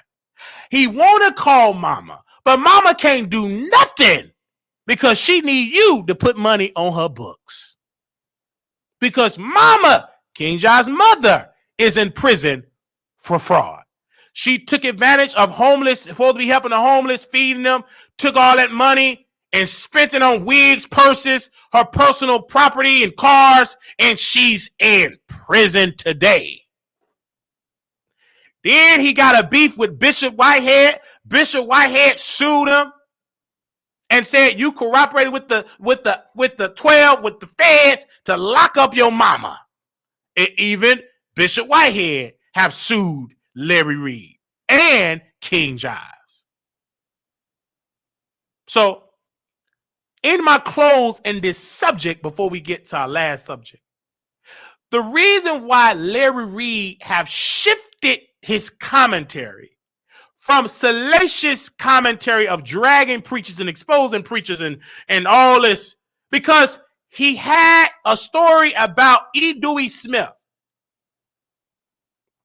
And the woman said that she was violated by them over there. And Bishop E. Dewey Smith sued, Larry Reed, put a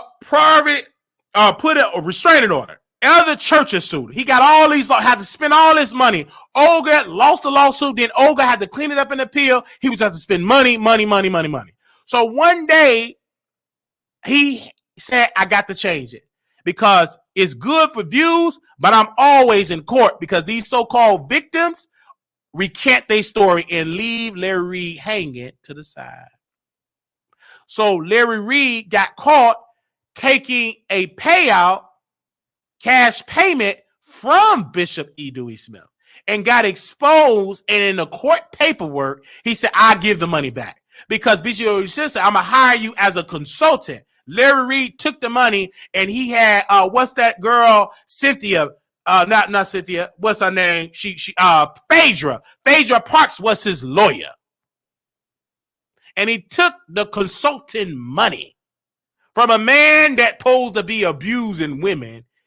Larry took that man money and got exposed and said, I'll give the money back. Because it was an agreement that you can't speak ill will about Bishop E. Dewey. And then he started speaking ill will. And then Bishop had to sue him. And then he had to pay more money. And then he stopped. That's what happened. So what King Jives should have done, he should have listened and watched Larry Reed and seen the shift in his commentary and followed the blueprint.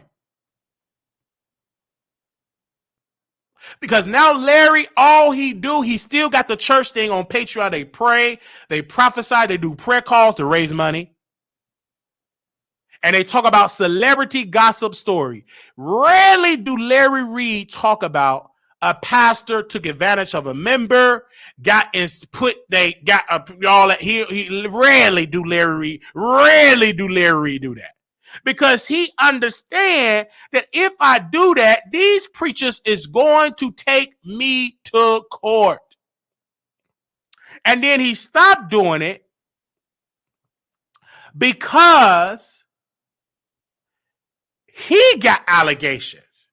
And that happened with Bishop Whitehead. He bothered Bishop Whitehead. Him and a lady, they started laughing at Bishop Whitehead when he was robbed. And Bishop Whitehead said, well, sir, you let me get robbed? You got these allegations. And Bishop Whitehead interviewed Levante, got Levante a lawyer. And then Tasha K got the information from Bishop Whitehead and really looked at it and interviewed Bishop Whitehead. And Larry Reid haven't been the same since. And he's been sued by Bishop Whitehead and served by Bishop Whitehead, sued for millions. And then he tell Conscious, drag Bishop Whitehead. But Conscious don't have enough of an impact to drag Bishop Whitehead. Bishop Whitehead got money. Regardless of how he got it, that's his business. And yes, Bishop Whitehead is went to jail and went to prison, and also he got other charges, and he's been sued by the U.S. by the U.S. government. All right, so he got his own issues, but while all that, he's still suing folks. So that's been him. All right, so King Jives talked about Bishop Whitehead picking up a bone for Larry, trying to do what Larry do, and got sued. And then you got another lawsuit with Bishop Wayne. So now you got two lawsuits. Got all them lawsuits that you got to spend money and answer to.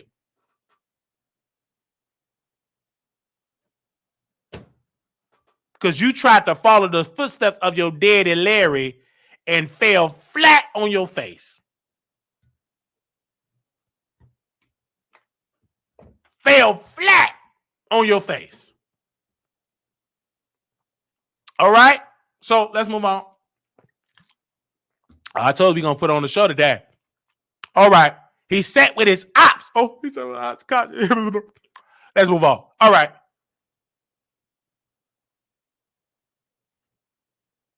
How y'all doing? Woo, thank ya. If you want to be a member, join today. The membership thing is out there. I pinned it in the comments. So if you want to join the comments, you can, because we did pin it in the show, the comments. So if you want to join and say, I want to join this, we pinned it in the comments. So if you want to join, say, hey, I want to join today, and that's one of the perks. You could be in the comments. Amen.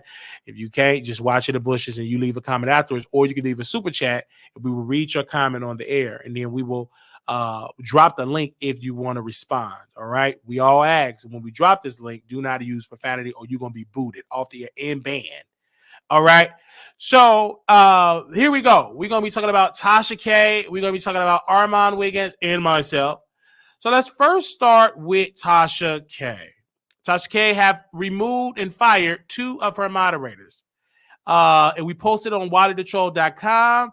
In the documentation, they both claim that Tasha removed them because, quote, y'all working with Wiley, and they were removed. And Tasha was very upset with Brother Wiley, cussed me out, and wanted me to remove the post. I respectfully declined. Because I said, Tasha, I ain't removing nothing because you didn't remove that about Cardi until you were sued. Nor did you remove that about anybody else that you talked to. You got to understand, when you interviewed and recorded Latasha husband, you didn't remove it. So you don't control me ever. You ain't my husband. You ain't my wife.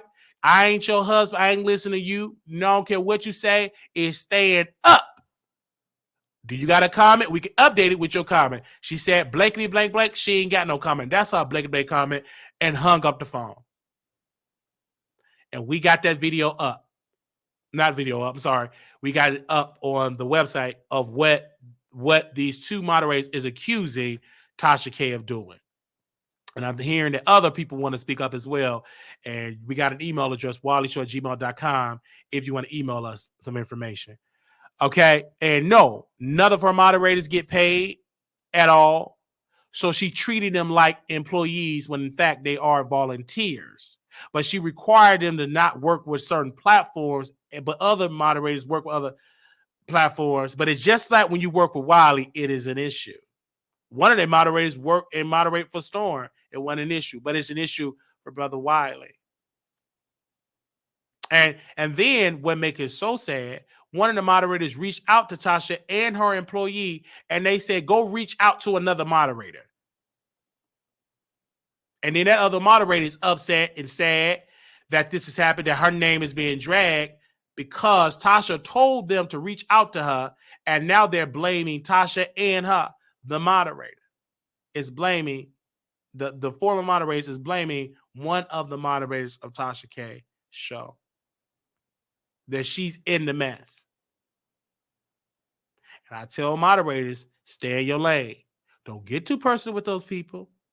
You can go and meet these people. Don't get too close unless you get paid. Now, if you on salary, that's different.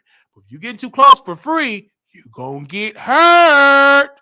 So one of the moderators, she started a group, a group chat on IG. They removed her. The employee typed to that. She's been relieved of her duties.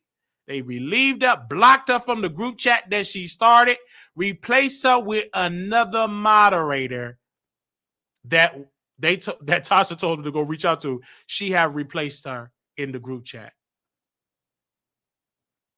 And she was hurt. She was mad. She was hurt.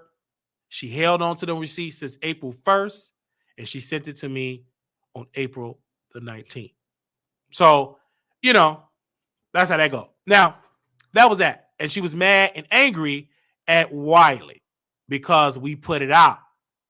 And I said, you always can come out on the show and give a statement. You come out on the show and give a statement. So all the names is being discussed on www.wileytroll.com. We have it up there. Okay.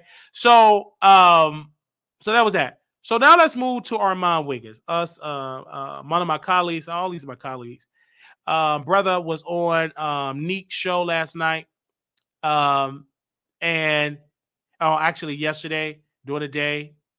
And it was Neek because a little backstory, you guys, Milagro was extremely upset that Neek did not credit her name, that Neek did an interview with the slave master great-great-granddaughter, Megan Cunha, and took Megan Cunha's side and decided not to give credit to Milagro.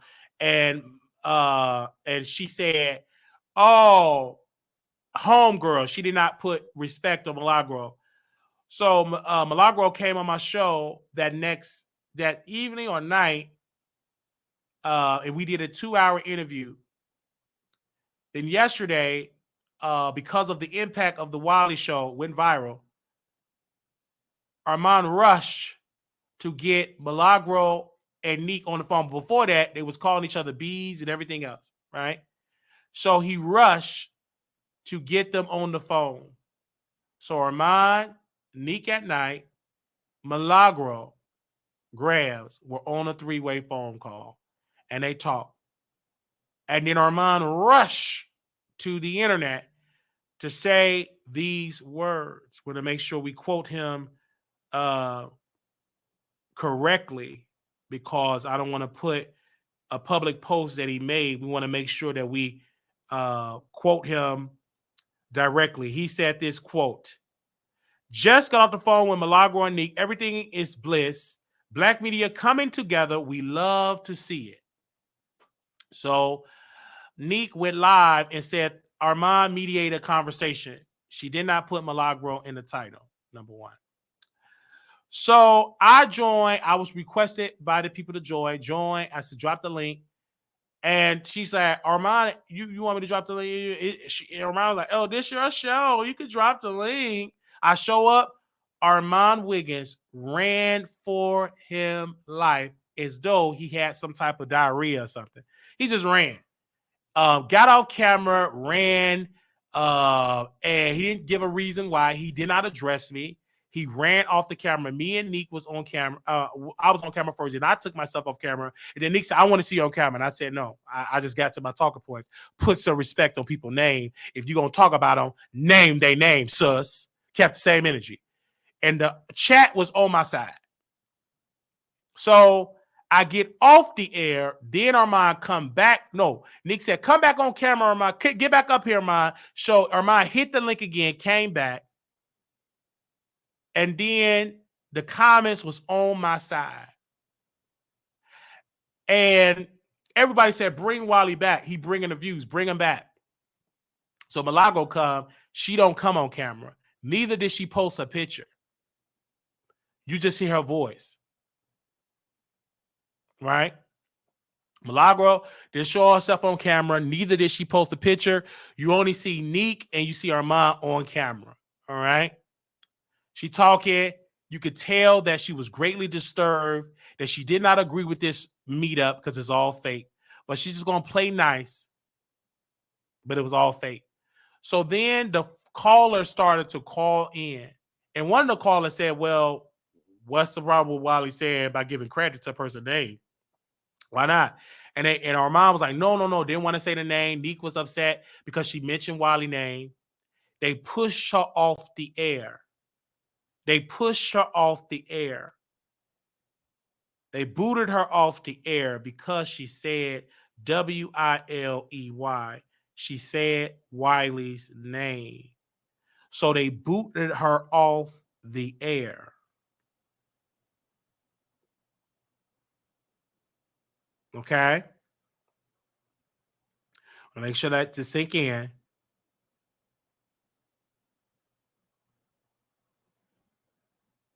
They booted off the air.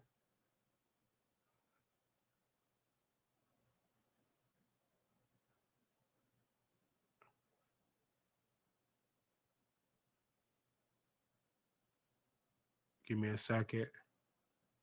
So a viewer of Neek comment this.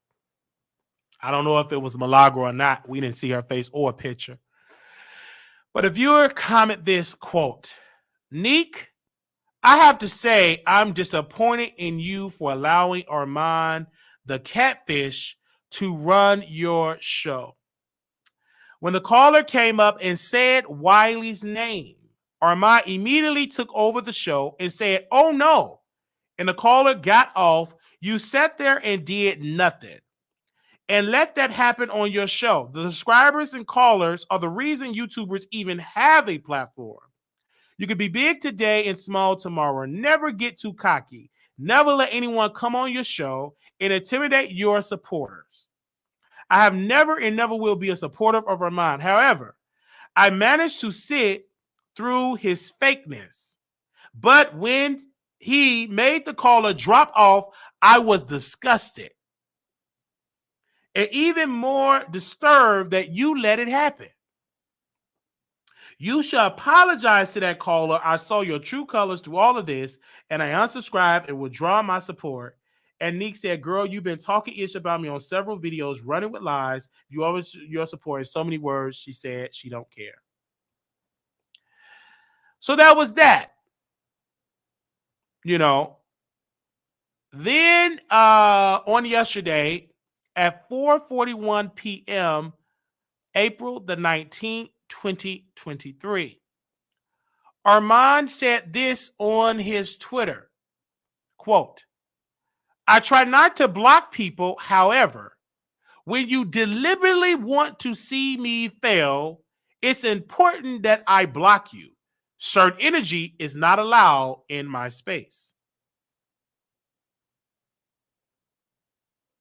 That's what he said. And he blocked me from Twitter and Instagram. He unblocked me and blocked me, right?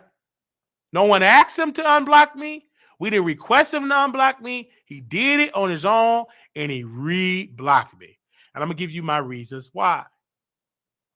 So while we was getting record-breaking ratings on Station Head, Armon was live for about 2 hours doing our broadcast. We didn't drop in views. We had a lot of people in there. We didn't drop. He thought we was going to leave and listen. Nope. We're going to wait till you get done and take our notes. So one of my viewers told me the times. I really don't need the timestamp because I love listening to the entire thing so I don't miss nothing. So I was there and he was addressing me. He said, I am not sitting on camera with you. You haven't worked hard enough. I am a premium B word. You can talk with this avatar. I tried to talk with you for years. You make fun of me trying to rebrand and said I'm not spiritual. You want to battle. You want me to give you press. I cannot sit around you. You would never have a conversation. It's Armon to me. You would never have a conversation with me again. After this, you are back block.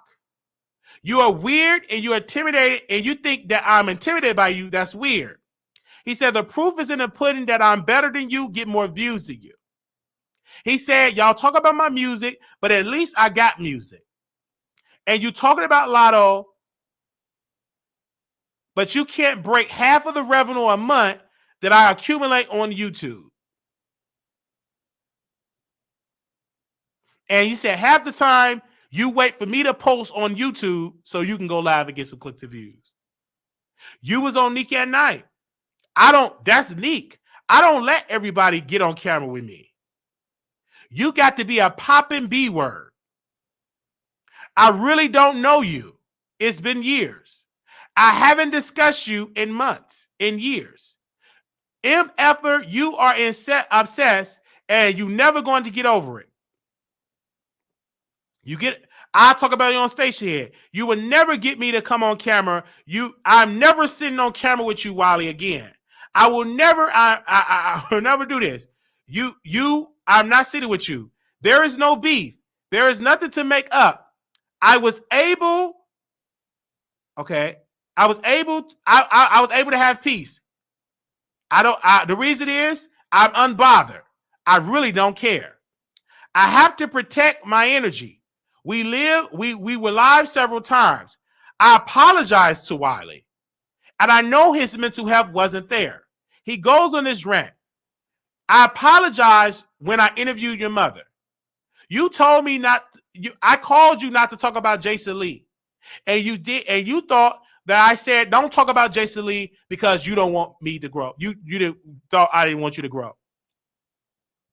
He said, Wiley is mad and hurt. He said, Wiley holds on to grudges. They asked Armon, did you buy Armon Wiggins' domain? They asked Armon, did you buy Wiley domain? He said, no. He said, Wiley's a flip-flopper. No, he said to a viewer, you're a flip-flopper. You've been in my DMs. You want to see my P word to a viewer that had my back. And he said to the viewer, you be in my DMs. You want to see my private part. You send me messages and DMs. But this person tried to play their cards right. They play their cards right. Then he said, I wanted to move Wiley to California to be my co-host. I'm glad I didn't. He said, he answered allegations. He said, quote, I am not talking to Tasha K. I don't have Tasha K number. I haven't talked to Tasha K in probably 2 years. He said, the last time I talked to Tasha K, I cussed her out. That's what he said. We want to respond to Armon Wiggins. I want to bring some things up and make it clear. Number one, I want to address when he interviewed my mother, he have never was sincere with an apology, never called me privately with an apology. That never happened. He wasn't sincere. He have never, ever invited me to move to California. It was brought up. He never made the thing for me to move. When I was put out of Chicago, I called Armon and I called Jonathan. Armon didn't answer. Jonathan did. And that is why I am in Dallas, Texas. Armon was not in any financial situation to help me. He was staying with his friend, King Payne. He did not have his own place. So he was not in any financial position to help me when he was staying with King Payne in California. Okay. All right. And he had issues with his health because half his face was frozen. All right. So no.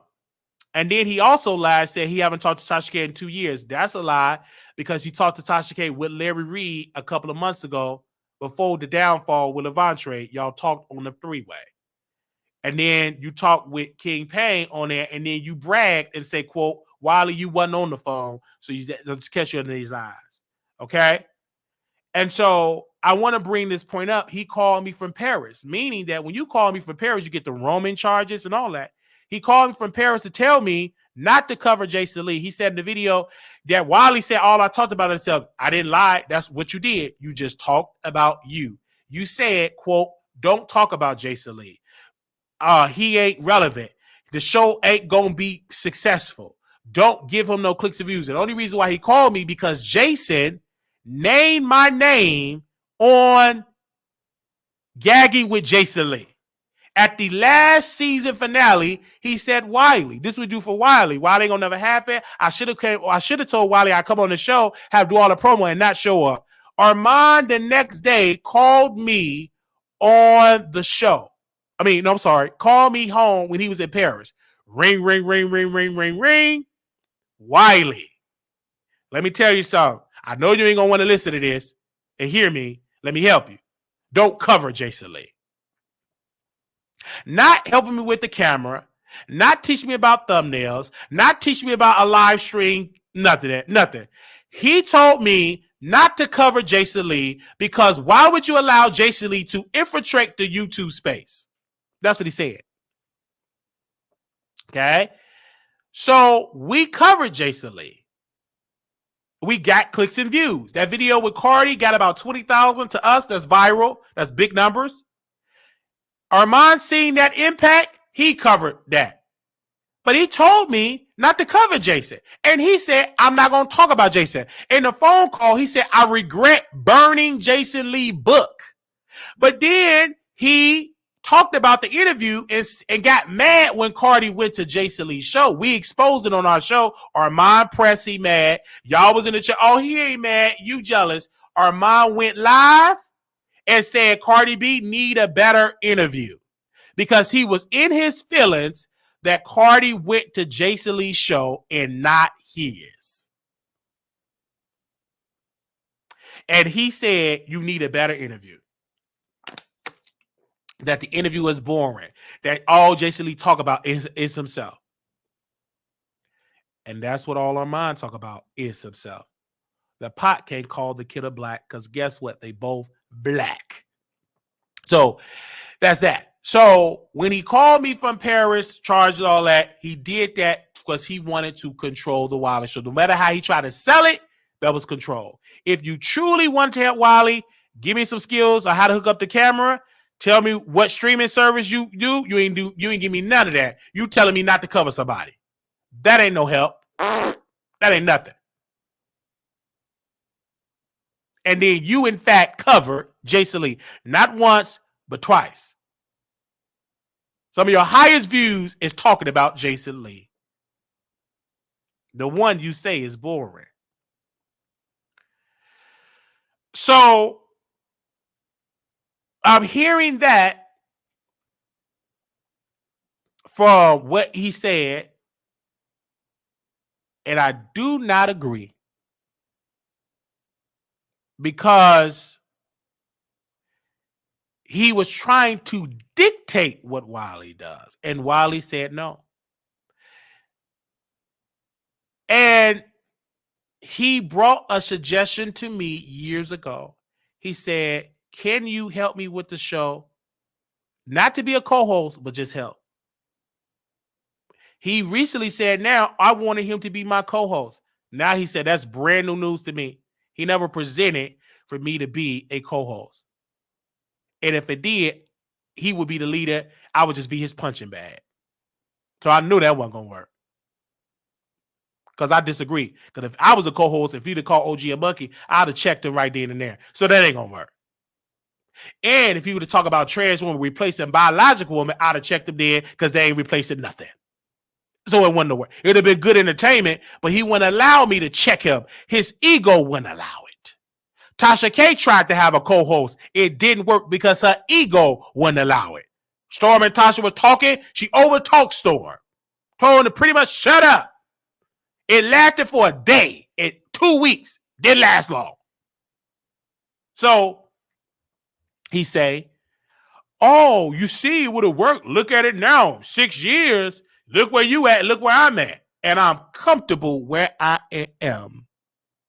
Comfortable, still working, and we're going to grow to the next level. On our own time, we ain't going to be forced to do it because it ain't your way. I'm going to do it my way under the direction of my helpers that love us and tune into our show daily. I'm not going to just rush because you want me to jump. I'm not your man. You tell that to your man. He jump and he tell you, ha ha. I don't do that.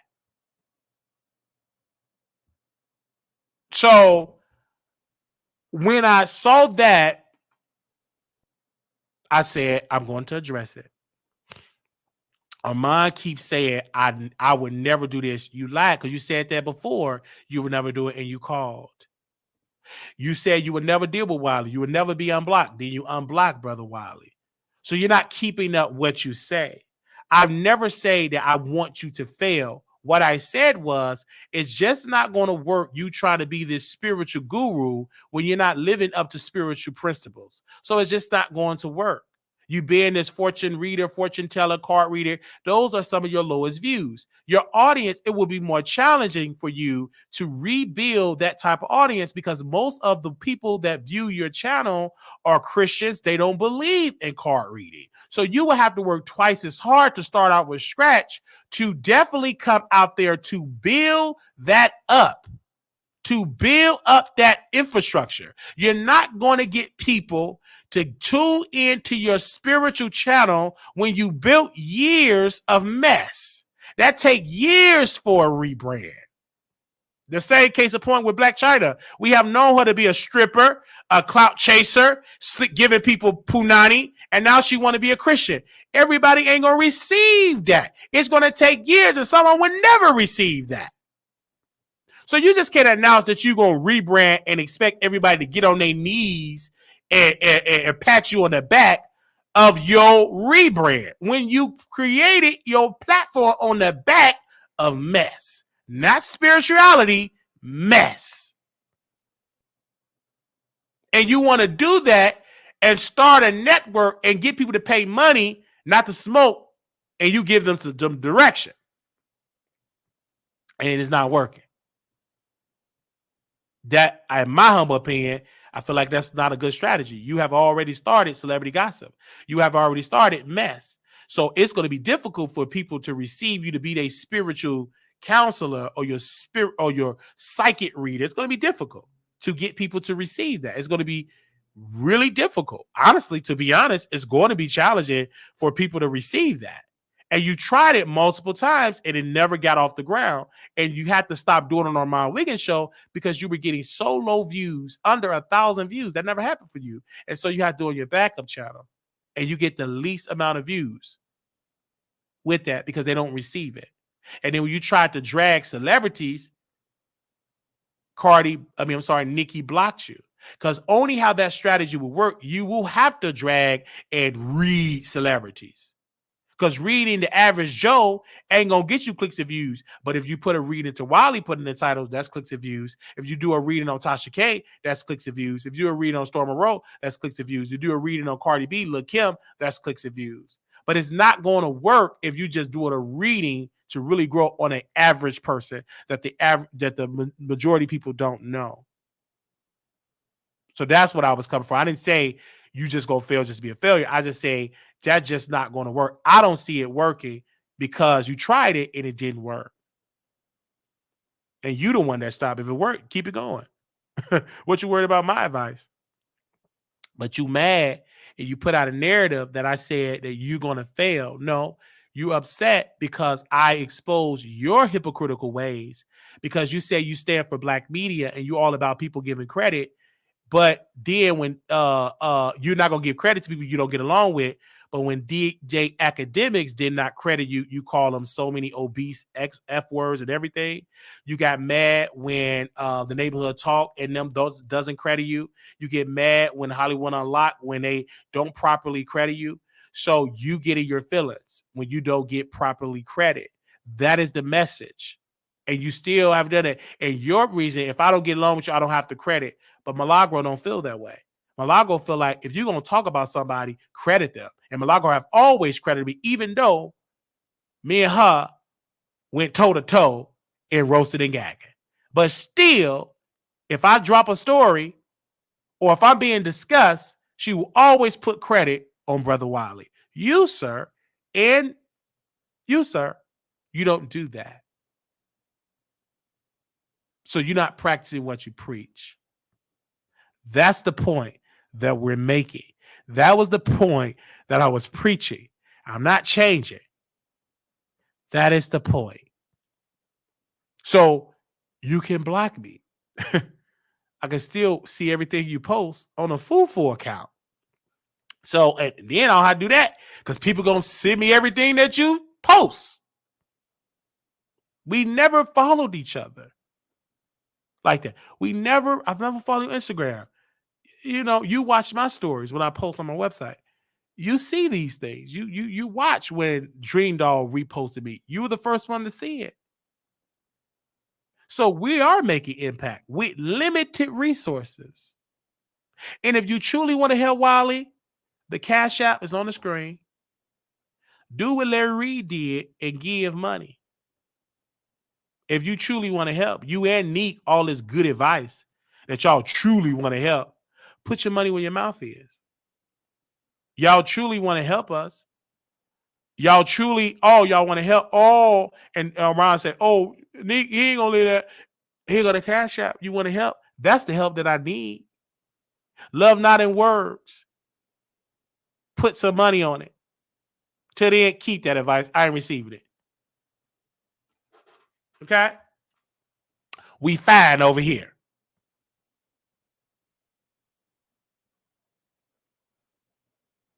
So Armon is upset because we addressed him. And he's upset that we kept it real. That is he's upset about that. He doesn't like that a cockeyed, bipolar man can accumulate and talk about it and everybody, and I can sway public opinion. He don't like that because he feel I got white teeth, I got Gucci shoes, I got expensive clothes, I live in a high rise, I was on TV, I was on bingo, my friends are fly, I can sing, I can write. How dare you talk about me? And like I was saying to my producer, I said, listen, Armon was so upset because Coffee City, shout out to Coffee City, a blogger of one of my colleagues in YouTube. She started out in the YouTube streets. She started out delivering content. And when she was delivering the content, she would talk about YouTubers, right? She would talk about me, everybody, right? But she zoned in because she wanted to know what was going on with me and Armon. And she started to listen to his station head show. And she realized that, okay, Wiley is not talking about, this is a mutual beef. And Armon said on station head, this is not mutual. It is a mutual beef. And so a mutual disagreement, beef, whatever you call it. So what Coffee City would do, she would post all the station head shows about him calling me a psycho, about him talking about my mom, family. He threw out allegations. He said all this and that. And I come back, she posts what I say, and she would laugh at what I say. Wiley's so funny. And she would criticize Armon. And Armon brought her to the show. And she said, and Armon said, I don't understand. You give him a pass because how he looked. Because he the underdog. You don't really care about it. I don't understand you criticizing me. And then they started trashing it. Then Armon Wiggins started to trash Coffee City, said that she's an African, then started using derogatory words to describe that black woman, call us somebody black, this and that. And then he said, I'll take y'all your channel for playing my station head content, to threaten her channel because she was playing the station head content. all because she was laughing at the Wiley Show, supporting Wiley. He got upset about that. Her and Sean Davy Way was the same thing, got up mad because she was Team Wiley, and they tried to scold her for supporting Wiley. These are people that got hundreds of thousands of subscribers. Armon made close to $1 million. His monthly income is 4,000 to 5,000 times more than mine. And he's upset and intimidated by people showing Wiley love. And he want Wiley to stay silent. He want Wiley not to say anything. He don't want Wiley to say nothing. Wiley just sit in a corner and don't say a word. Then he say, Wiley, wait until I go live. When the last time we waited for you to go live to do some content, sir? You ain't go live today. You ain't go live yesterday. You ain't go live this and that. We've been going live nonstop. We do not wait for you to go live to do content. We used to, but that ain't happened until a couple of years, baby. We do our own content. Okay? We do our own story. You ain't cover King Jives. You ain't covering him at all. So we have our own topics that we cover over here. You don't talk about Dream Doll. We talk about Dream, and where's we post it? Do you talk about her? No, you don't. So you can't sit here with that narrative because it ain't sticking. You only responding to Wiley on Station Head because you know the 100 and some thousand people ain't over on Station Head. Only people that is on Station Head is really people that go over there and download. So you average maybe about 100 people on Station Head. We had about 100. We got the same amount of numbers on Station Head that listen to you live. But when you go live on YouTube, you have 3,000 to 4,000 people listen live. So you're not going to talk about me on YouTube. You're a coward, because if you're really about that life, you talk about me on YouTube. You talk about me on Station Head. So don't get mad that I take what you say on Station Head and bring it to the masses. So just because you don't talk to me on YouTube, I still got a name and I'm still relevant. I can guarantee you in your analytics, my name, your subscribers, because on YouTube, it tell you what your subscribers watch, the channels, similar channels they watch. I can guarantee you the Wiley Show is on there because on my list is Tasha, Armon, Lovely T, and some other. Those are the top 3. Tasha's, Armon, Lovely T. Meaning that we share the same demographic. I'm sharing it with limited resources. I don't have big sponsors, any of that. I don't have these big networks, but of all the skill set that I've had accumulated, we are going toe to toe with the big dogs, and they don't like it. They don't like it. They didn't like it, or mine didn't like it, that Milagro Grabs came on the Wiley Show. Didn't like it. Milagro came on, brought her audience, and stayed on for 2 hours because she's not intimidated by Wiley. Armon, can you say the same? You used to come over at the Wiley Show. You stopped because you thought you could just insult me, and we removed you and told you to call in, and you ain't been the same ever since. Because you thought it was okay to just insult Wiley. And I put my foot down and say, player, hold on, you out of order. You better go on your platform and do all that, but you ain't going to do it in my house because I can't do it on yours. Okay? So if we had true financial givers that could give, that could fly us to California and pay for our hotel flight, we'd be there.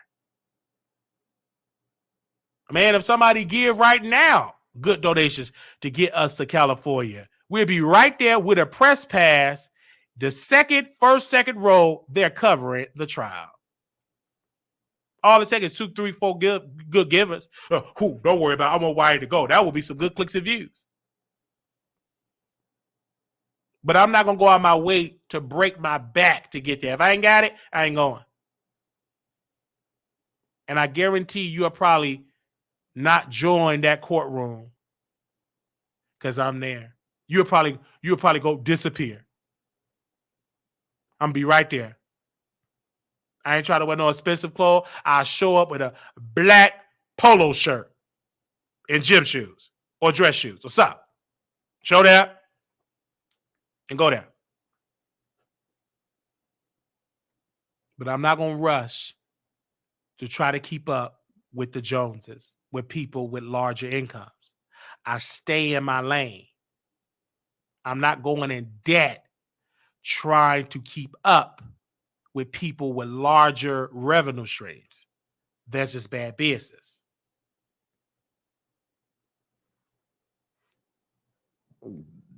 Excuse me. So, yes. So I had to really, really address that. All right. Now, we're going to get to our last subject. We're going to let me drop the link if anybody want to come on. Give me a second. If anybody want to come on, I'll drop the link just in case you want to come on really quickly. We will be having a phone line. I just put the phone up to the mic if anybody call in, but give me a second here. I'm going to drop the link in here. All right. So I dropped the link in here. So also, we're going to get to our last story here because I know it's late. But hey, I know it's late.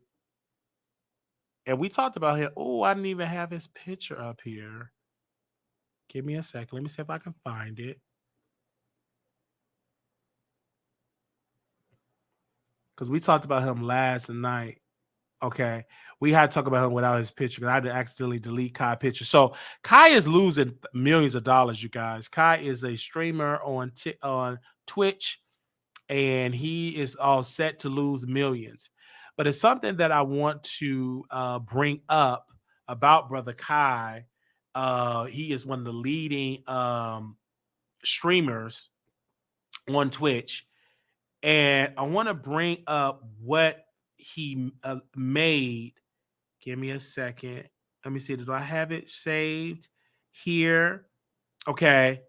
So according to these reports, they said Twitch reportedly made 10 to 15 million when the Haitian gamer Kai streamed every day of the month of February. He reportedly took home around $2 million.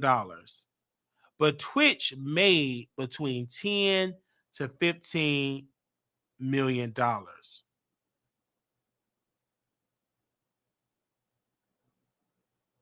Okay.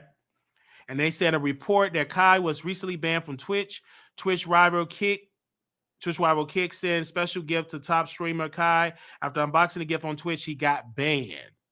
They said Twitch reportedly made 10 to 15 million. Gamer Kai streamed every day of the month of February. He reportedly took home around $2 million. So that is going on. So if I've heard that he's been offered offers with Rumble to do streaming over there. Rumble have offered a deal, exclusive deal. They just gave an exclusive deal to DJ Academics. So they want to do a deal where he's there 7 days a week. Most of them, the max is 5 days. They want deal. And I heard through the breakdown that he's in early talks. We're on the curve with Rumble. All right. So that's going to be a game changer because Kai is going to bring so much traffic to the Rumble site. And it's going to bring that younger demographic. I'm sorry, because they want more black creators because the people that own Rumble is conservative white folks and they love catering towards black men. And if you get the youth, like 18 and up, that's a demographic, and they bring all that traffic on there, that'd be awesome. So we will see if that will go through. But it is kind of sad. Like they made 10 to 15 million. That's even though 2 million ain't no chump change, but they made 10 to 15 million.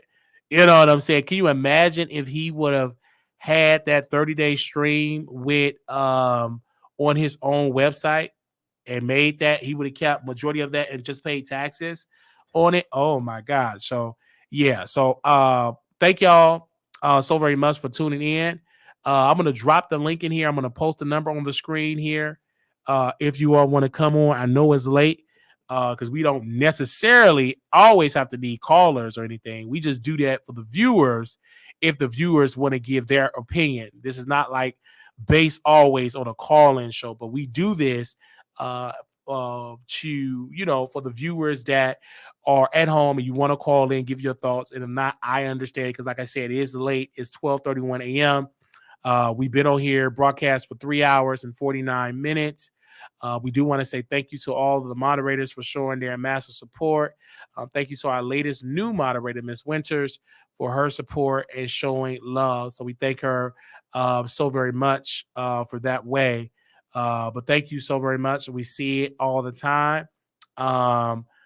Thank you to, I see moderator coming in, proud of me for being in the chat. Thank you to the moderators. I see Dave. Thank you for being a member. Also, I see Aaliyah TV. Thank you, sister. I met her. Beautiful sister. Also, thank another moderator, Opinionated Side of Shade, for her awesome support working over there to the Wiley Show. Thank you so very much for your massive support. Yes, thank you. And you said, quote, people are going to learn to stop trying to dictate your platform. Absolutely. Absolutely. So I love that so very much for that major support. So thank you all for your major support. Also, we're going to make a quick announcement really quickly. If you want to come to Vegas to meet us, you can RSVP right now. And we're doing it October 6th to the 9th, 2023, public place. You know what I'm saying? We're going to have fun. We're doing a lot. That's October 6th to the 9th, 2023. We come through. We are greatly excited about almost quite a few of that. Like, I think of the last time we checked, about 10 or 12 people RSVP for that. So that's awesome. Thank you all so very much for the love and for the massive support for coming through. I see y'all in the chat showing love. Thank you, to Danielle. Thank you. Saying that as well. Thank you for your massive support for doing it. And like I said, if you're not a member, we will post the link on the community wall. Thank you. I know y'all gonna drag me in the comments, but please, if you want your comment to be seen, do not use profanity. If you want your comment to be seen, do not use profanity. Thank you, Latavia. Thank you, Jay. Latavia J, Las Vegas, October 6th to the 9th. Thank you. Do not use profanity. If you want your comments to be seen, do not use profanity. If you have any, go to RSVP, Wiley Show Productions at gmail.com. Email us if you want to come. But yeah, also, if you want to contribute to the Wiley Show, send a check or money order, you can always do it. You can send it to P.O. Box 701122, Dallas, Texas 75370. P.O. Box 701122, Dallas, Texas 75370. We also have T-shirts for sale, mugs, and we have all of that information. If you want to do it, please support. If you're donating via Zelle, that's WileyShow@gmail.com. Show us support. Thank you all so very much for y'all massive support. God bless you. We're going to be done. Okay. Thank y'all so very much. We're going to do the after show on Station Head. If you're not on Station Head, you could join us over there on Station Head right now. Get the link really quickly. If you're not on there. Okay. All right. On Station Head. So give me a second. Drop it in here if you want to go on Station Head today. And we got multiple shows on there. We ratchet over there, honey. We are totally different. If you like spicy words, we are over there. So thank y'all so very much. God bless y'all. We will see y'all in the next video. Make sure y'all subscribe, share. We're going to do a prayer call Friday later on today. Thank y'all so very much. Little black boy, you're beautiful. Little black girl, you'll know when time to get out, put God first. Thank y'all. God bless y'all. Thank y'all for this wonderful thank you. And leave us a comment. Let us know how we did. We had to just drop it like it's hot. We will see y'all in the next video. Peace. The show on Station Head.